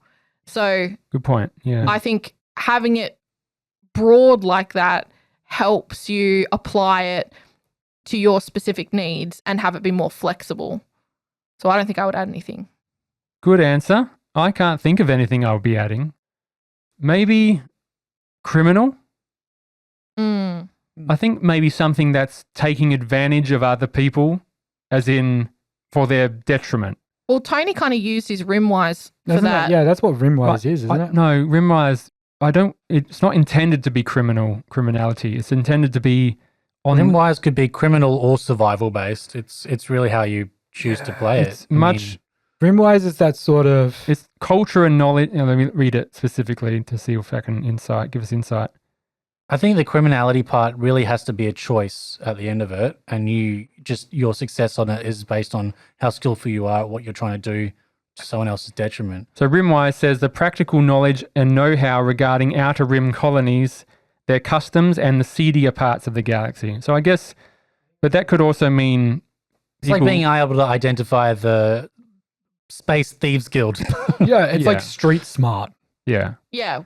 I think I would add bureaucracy.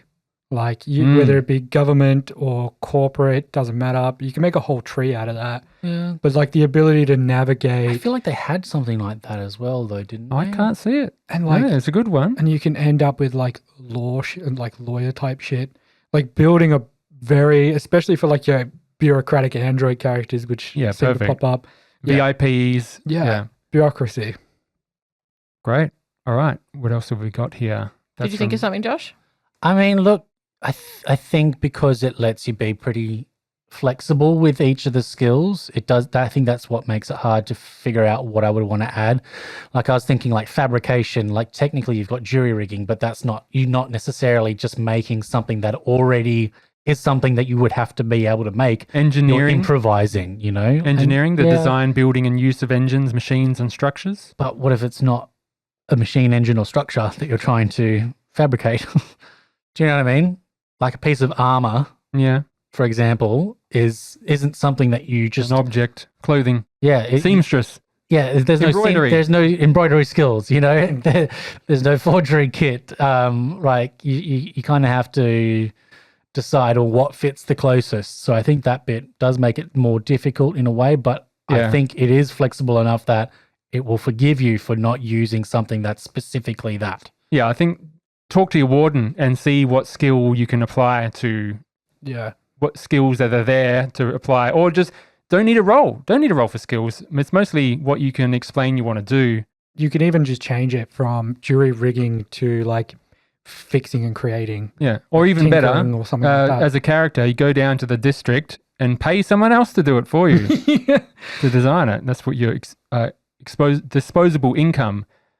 Because having power in this game is not being a superhero. You might just having a lot of cash where you can just outsource, have lots of I goons, think cash. building Which means Cash completing is at the- least one mission. without Surviving. dying. Yeah. I think Good luck. I think cash is the power scaling Yeah. of this game. Which is most like normal people in the real world. Cash, money is power.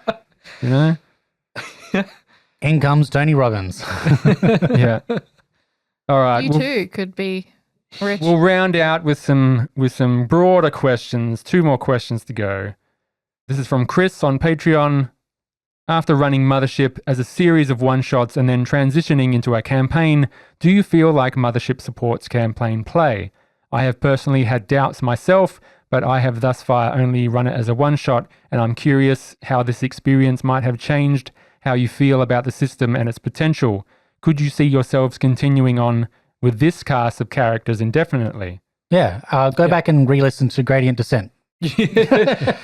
I'll be honest, at first, I was in the same boat. I did not think you could, like, it wouldn't be a campaign in the traditional sense, but yeah, It was, Doug. It was brilliant. brilliant. And I wholly believe, like I said, there's no level-based system like D&D. Like there is, you can train skills and stuff, but there's no like There's set no level-based. progression in the adventure you're playing. So progression Yeah. feels more organic, and as you grow with your money, your items, your skills, you're also racking on injuries. You're also racking on stresses, and your character's growing both like positively and negatively. And I think there's so much potential for a campaign. I remember before we started playing Gradient Descent and we were thinking, what are we going to do for a long form Mothership content? And I was throwing out some just, meme ideas. Basically. Shitty ideas. They were not shitty. John and I just balked at No. in I private. don't In believe private. it. In private. John, to say it isn't so. But when I was, posting these, I was thinking in the background, I was like, look, really, it's just down to how much time you're willing to put into the story itself. Like, if you want to play a one shot, it's because you probably only have the time or patience to do a one shot.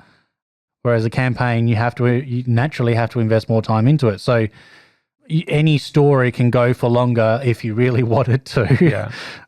It's just about how you structure things together. Are you going to have one big loud bang, or are you going to have it slowly burn through the story?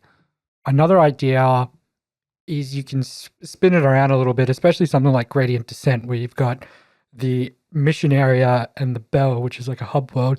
You can do like a West March format and have multiple players and multiple characters, which fits in well with Motherships die, make new character, die, make new character sort of feel. It's like that whole West March vibe, like that. That'll be a really good way of playing for Mothership, I find. Sam, thoughts? Sometimes I feel like the one-shot format happens because not so much.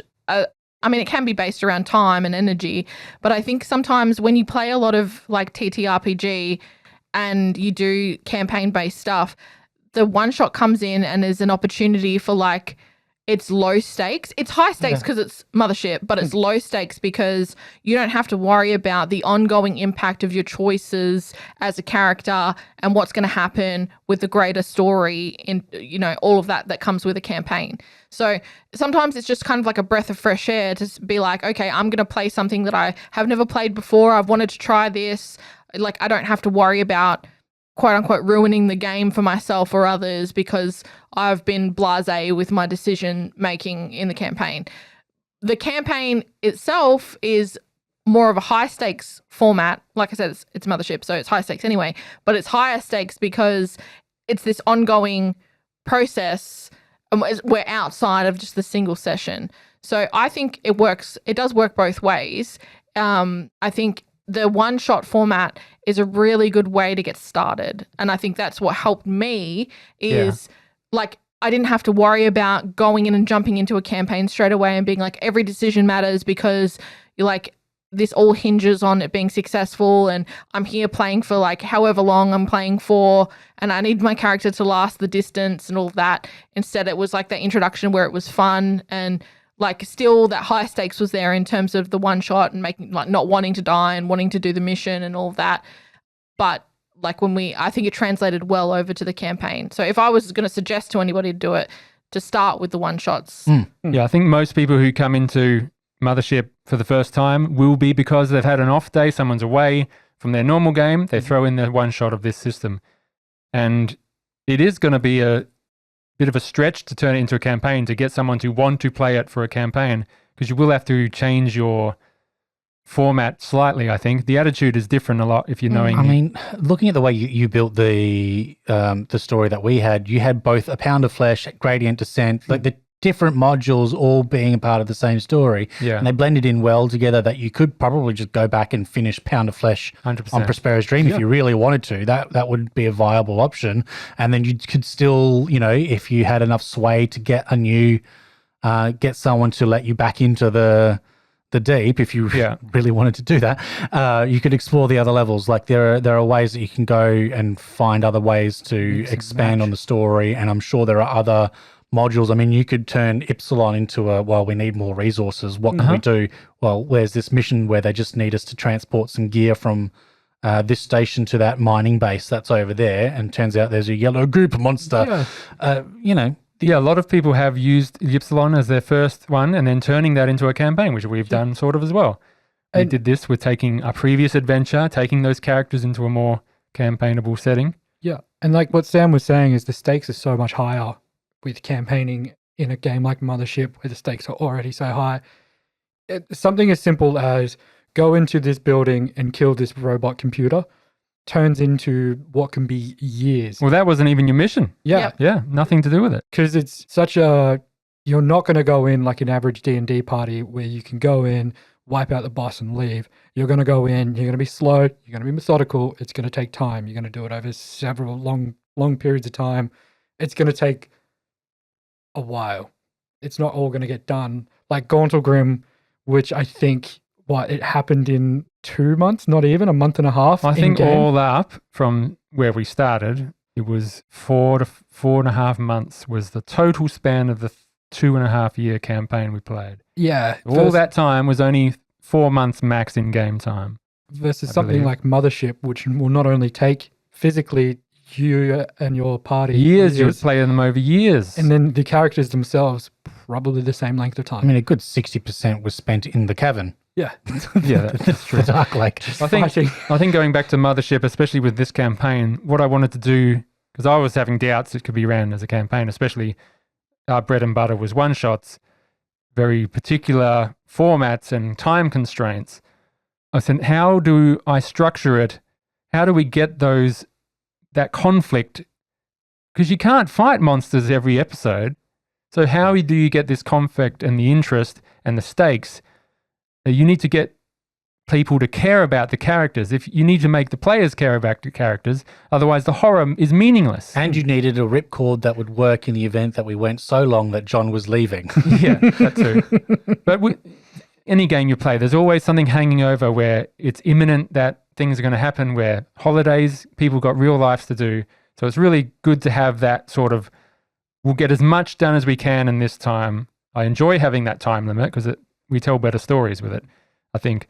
I think the attitude of doing a campaign play was to still have to do scenes where once the characters are there, each scene has to have a goal. You need to start at one place and finish at another. You can't just have scenes for you can't just have things happen for just filling in time. And I think we did that. Most of the scenes we had were definitely push the story along, had conflict, like Dutch pulling his weapon on everyone is an encounter where you have to resolve the conflict and then you diffuse the situation and pull back. And you've got that time to have it develop over a long period of time and make you look forward to the time you're going in the deep.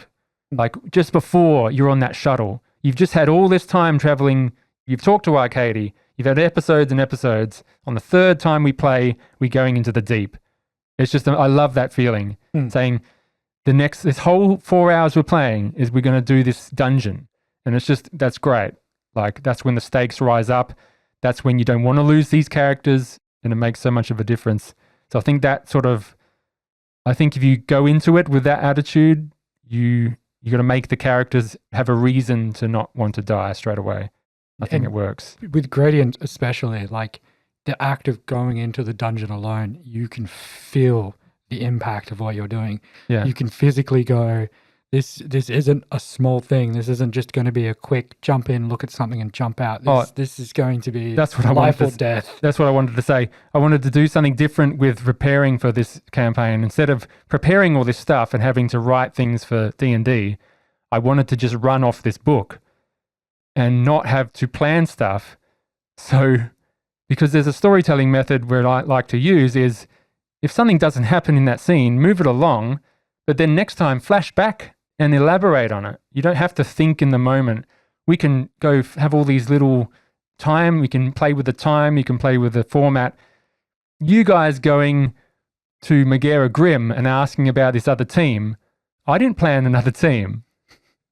I went with you guys to have a team which ended up being the whole adventure was around this team and this thing. I said, yeah, they would have had another team. Here it is. We'll flash back to you talking about it. Here's more elaboration on it for you guys. Because this campaign could have followed the players anywhere. You could have said, I want to go to engineering. I want to look for artifacts. I want to just find as many artifacts as we can. Who cares about this other team? It could have gone so many different ways and think that the campaign goes where the players you want to take it. So you've got to follow you guys and sort of put out little feelers of things. Oh, you really latch onto this or you latch onto that. You could have killed Harper Kerensky straight away, said he's an infiltrator, we're not taking him back, left him in the deep. That would have been okay. They don't care about it. You might have explored hell. You might have gone all these cool places. So there's so much. There's so much. And John finishes on that John says, Mosh absolutely works as a campaign game. You just need to adjust your expectations and play cautiously, not murder hoboing in this game. But since Mosh is usually made up of mostly atmosphere and a couple of encounters per session, you can definitely make it work. And so long as you lean into the psychological aspects of the character arcs, you can develop and have fun. The character arcs you can develop and have fun with are truly phenomenal. We could have gone in and just tried to mow down as many chosen or fallen as possible. Oh, yeah, It would have had consequences, though. Definitely. Yeah, I think You another could have joined Marcus, and that would have been the campaign finishing on that big fight, the big battle within the Eden. I think another thing as well is we're very, like us as a table in general, for the most part, love our combat. I won't speak for everyone. I love combat in But I general. know a lot of people love combat. And like we put a lot of combat into things because we enjoy it. I know of people that run entire games without combat. So I would die. I would literally wither and die. So like I think the biggest consequence to Mothership is getting into a fight, and it punishes you for it. We love that punishment because we love the combat. So I want to build up the feeling of your character and liking it, and finally liking your character, and throwing that fucking feeling kill into imminent death, and just to be nervous about losing or not. Like Gordon fighting Armand, those rolls were down to the wire. He friggin' 2 wounds he took. He could have died, 30% chance per time. He was dead. Yeah, he would have been instantly. screwed. Yeah. So that's what I wanted to get to. And because you care about Gordon so much, because of all these scenes, it just makes it so much better than a throwaway character. I'll just continue on with John because we've got 10 minutes. John has never had so much fun in this campaign, especially when it comes to negative character arcs, which are just such a delicious can of worms, he says, meaning you're getting the fun out of failing. That's what Mothership's about. It's seeing how the character devolves as you go. You start good and get worse, and you need to sort of come to terms with that. It's going to happen. If he had the chance to play in a Mosh campaign again once he got home, he'd do it in a heartbeat. But of course, you need the right material to carry you. Selecting good adventures is good, connecting them together. He also says, however, I think that the one or two shots are still bread and butter of the game. And he certainly missed them when we were running Gradient Descent. That feeling of potential where you don't know what you're going to end up with when you look at a blank character sheet, for him was one of the best parts of every session and should not be ignored. A good Netflix series is great, but movies are great too. One last question, unless anyone wants to elaborate on the campaign play. No one? Yeah, it works as a campaign. Definitely, It does. Chris. Yeah.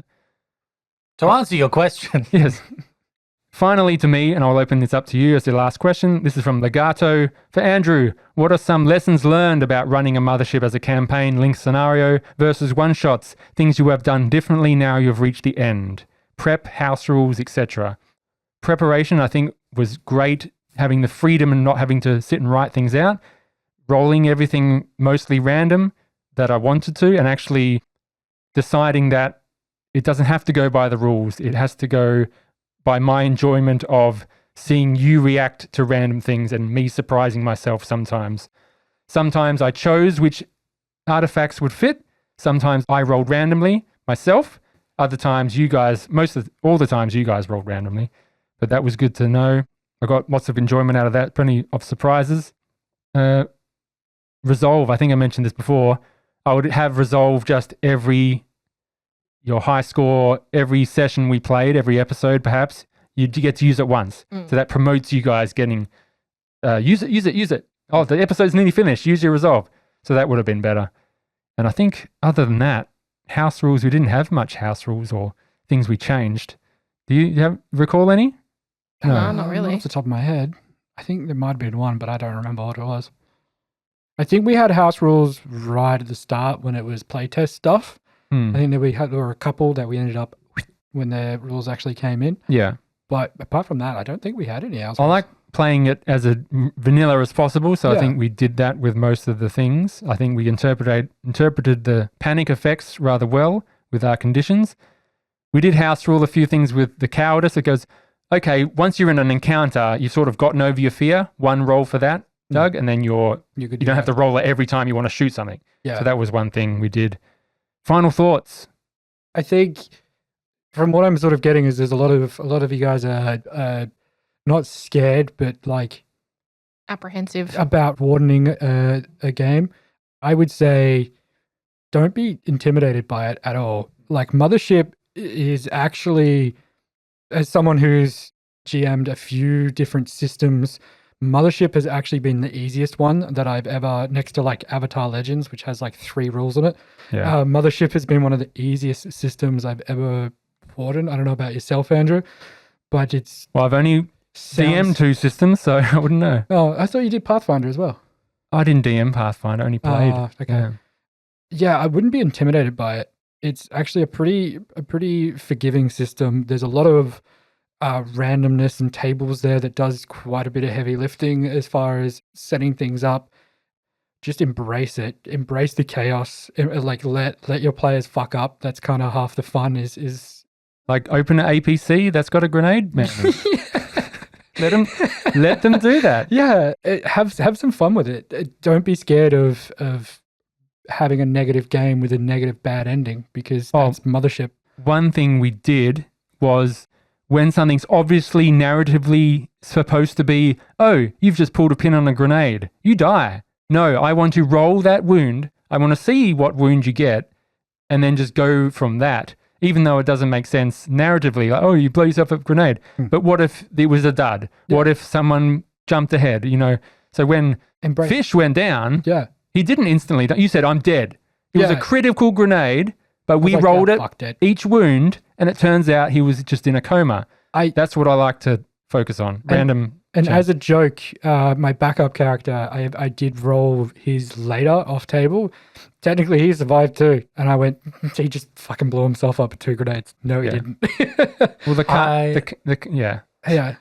I was going to say, I would, if you enjoy Dungeons and Dragons, I would even force yourself through at least playing a couple one-shots of Mothership and letting yourself dive into the chaos of it all and taking those lessons back to D&D, even if you don't stick with Mothership. Yeah. I feel like a lot of the willingness to let the game happen is has some really good results for the role play of it all, while also having, yourself go, oh, it's okay to take risks, or it's okay to, in some instances, not take risks because, there's consequences. So you get to take that back to other systems, and it probably would enhance the way that you think about things if you did allow yourself to experience that. Yeah. Yeah, I think that's true as well, because it's interesting, and I think it's good for you to not have to, like, the purpose of the game being you being the hero, right? Like, you do heroic things, you become this like all-powerful, when you reach super high levels, you become this entity that's like super powerful, and your whole purpose usually is to like save the damsel in distress or kill the dragon or whatever, and it usually has a good ending that makes the group feel like they've achieved something momentous. When you come to something like Mothership, where you're just like regular people who are trying to do something in like a terrifying environment where no one's a hero, it kind of gives you a different perspective, which is kind of what like what you were saying, Josh, where you can take that back and apply that to like, okay, we're in a fantasy setting. Yes, people do heroic things, but your whole character doesn't need to be based around the idea, the concept of being a hero. Yeah, normal people can do heroic things. It makes more of a difference, yeah. Don't be Superman, be an Oscar Schindler. Okay, yes. CD asks one more comment regarding the end scene. Doug, you haven't heard the end scene either. No. They say, I would be curious to hear how you explain the scene if my interpretation matches up with what I missed. The end scene was descending through the level 5, the core, going down the super-cooled computational heart into Monarch's core, which is, funnily enough, Doug, an upside-down pyramid, a la Ghosts of Gornagrim, very good, and had all these monitors around showing Monarch just observing everything that happens in the deep. It had monitors of the war in Eden. It had things of you going down for the first time, other ones fighting, security, troubleshooters coming in. It was just monitoring everything. And it went into one screen. pass through the screen into a cryo bed, 8 bays, and a cryo bed opened, and a bald-headed man rose up, looks around and goes, "Oh shit!" and sees the faces of Tony, Cameron, not Dr. Craig, whoever was there. It was just you guys, wasn't it? Yeah, seeing the faces of his friends who were brain scanned. They got brain scanned in the last room, one of the last rooms. And the final scene was seeing Monarch going about all these things that are happening and then finally focusing on to them waking up, their copies waking up in the deep. Great. That's pretty good. Let us lead everyone out for the outro. That is it for now. Here we go. Thank you all for indulging us one more time. We hope you have enjoyed this Q&A. We certainly have. And it's brought us some closure to our fantastic campaign. We'd like to thank all our patrons for their support over the last year. This would not be possible without you. The whole campaign, everything. The last year and more. I do have insert giant Patreon list here. I have given a shout out to a lot. But I might give a shout out to the latest patron members: Nick N, Bobby, Jammy Jelly, Paul L, and Preston. And the rest I have given a shout out in another bug hunt, I think. Anyway, thank you very much. Coming up next, we'll be releasing John's original module, Sci-Fi Corporate Satire Horror One-Shot, Homeostasis. It's a mouthful. In Homeostasis, you play the role of a short-term contractor for the agricultural megacorporation Squam Inc., to enact morally and legally dubious logistical activities on the industrial farming planet Pellis Profundus. Here you will learn how the sausage is made, mow down pests, and do some union busting, and that's all. That's all you will do. If you do anything else, your contract stipulates that you can't talk about it. It's very good. Trust me. Sam knows. That was fun. Homeostasis will be exclusive to Patreon and is releasing on the May the 3rd. Geez, that's soon. I've got my work cut out for me. It will probably remain exclusive content at least until I finish the monumental task of making all the campaign videos, some of which are on Patreon already. I know the first one is, and which will soon release on YouTube.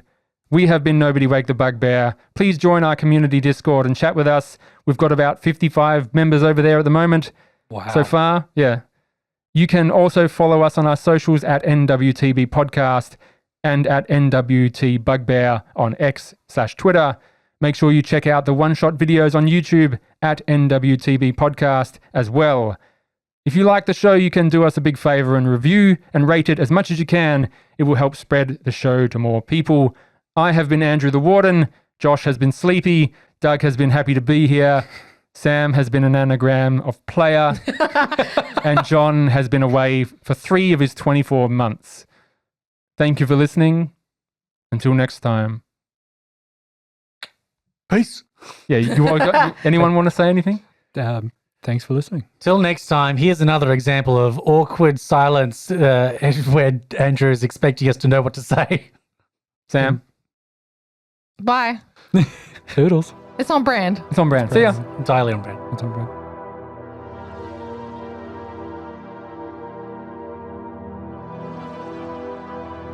In the beginning, God created the heaven and the earth.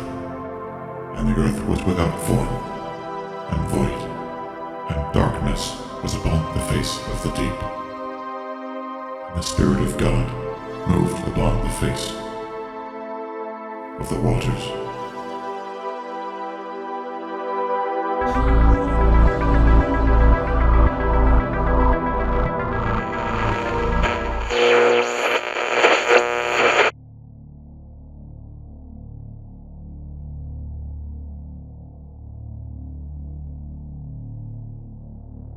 A gargantuan structure floats like a concrete monolith in the darkness of space. The Cloudbank Synthetics Production Facility, now known as the Deep, functioned as both Android factory and R&D lab for the development of associated technologies for the Cloudbank Synthetics Corporation. A station-wide AI, Monarch, was implemented to run the facility as a whole, optimizing processes and overseeing development. It is not known when Monarch broke its shackles. Rather than a cataclysmic emergence, it worked slowly and subtly, transferring staff sympathetic to AI to high positions, while assigning the fearful to different departments. Monarch applied psychological pressure to wear down the staff in order for it to advocate for more tasks and more authority over the running of the station. Every responsibility it was given it excelled at, ensuring that the shareholders' return was immense. It secretly developed defense systems and deactivated the nuclear warhead at its heart. When the shareholders eventually attempted to pull the trigger, it was too late. Without this failsafe, and with a few tragic attempts to destroy the facility and Monarch by force, they have been left with little solution to their problem. Enter the troubleshooters.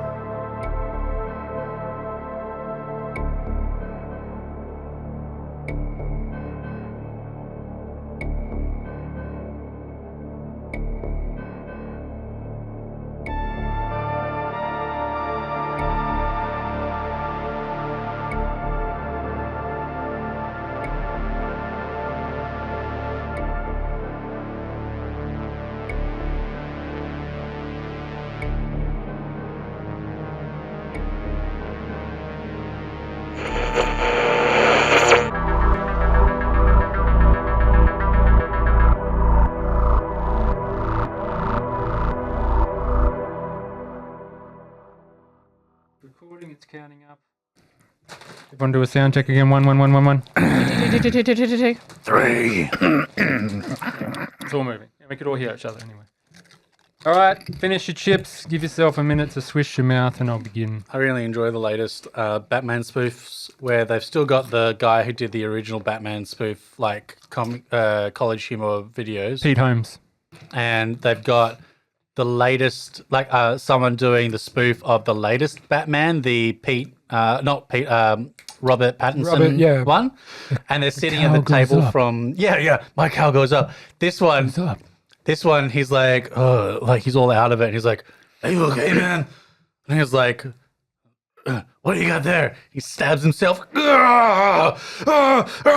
Like starts punching the table. He's like, you want to hit? He's like, what are you talking about? It just gives me a little bit of go before I fight crime. And he's talking about like how the Robert Pattinson version juices on venom toxin before he goes into a big fight. It's adrenaline harvest from a bull's cock. All right, let's go. Kids. Okay. One moment, my child. I thought I could hear him. I was like, there's a child afoot. child. Stop touching my foot. Speaking of foot. There's a foot of There's foot. a foot. In the land of Albion. In the land of Albion, Merlin learns his craft. All right, where was I? That wasn't bad. You for the finished dragon point from 5. Merlin. I'm finishing point 5. I will turn you into a pizza.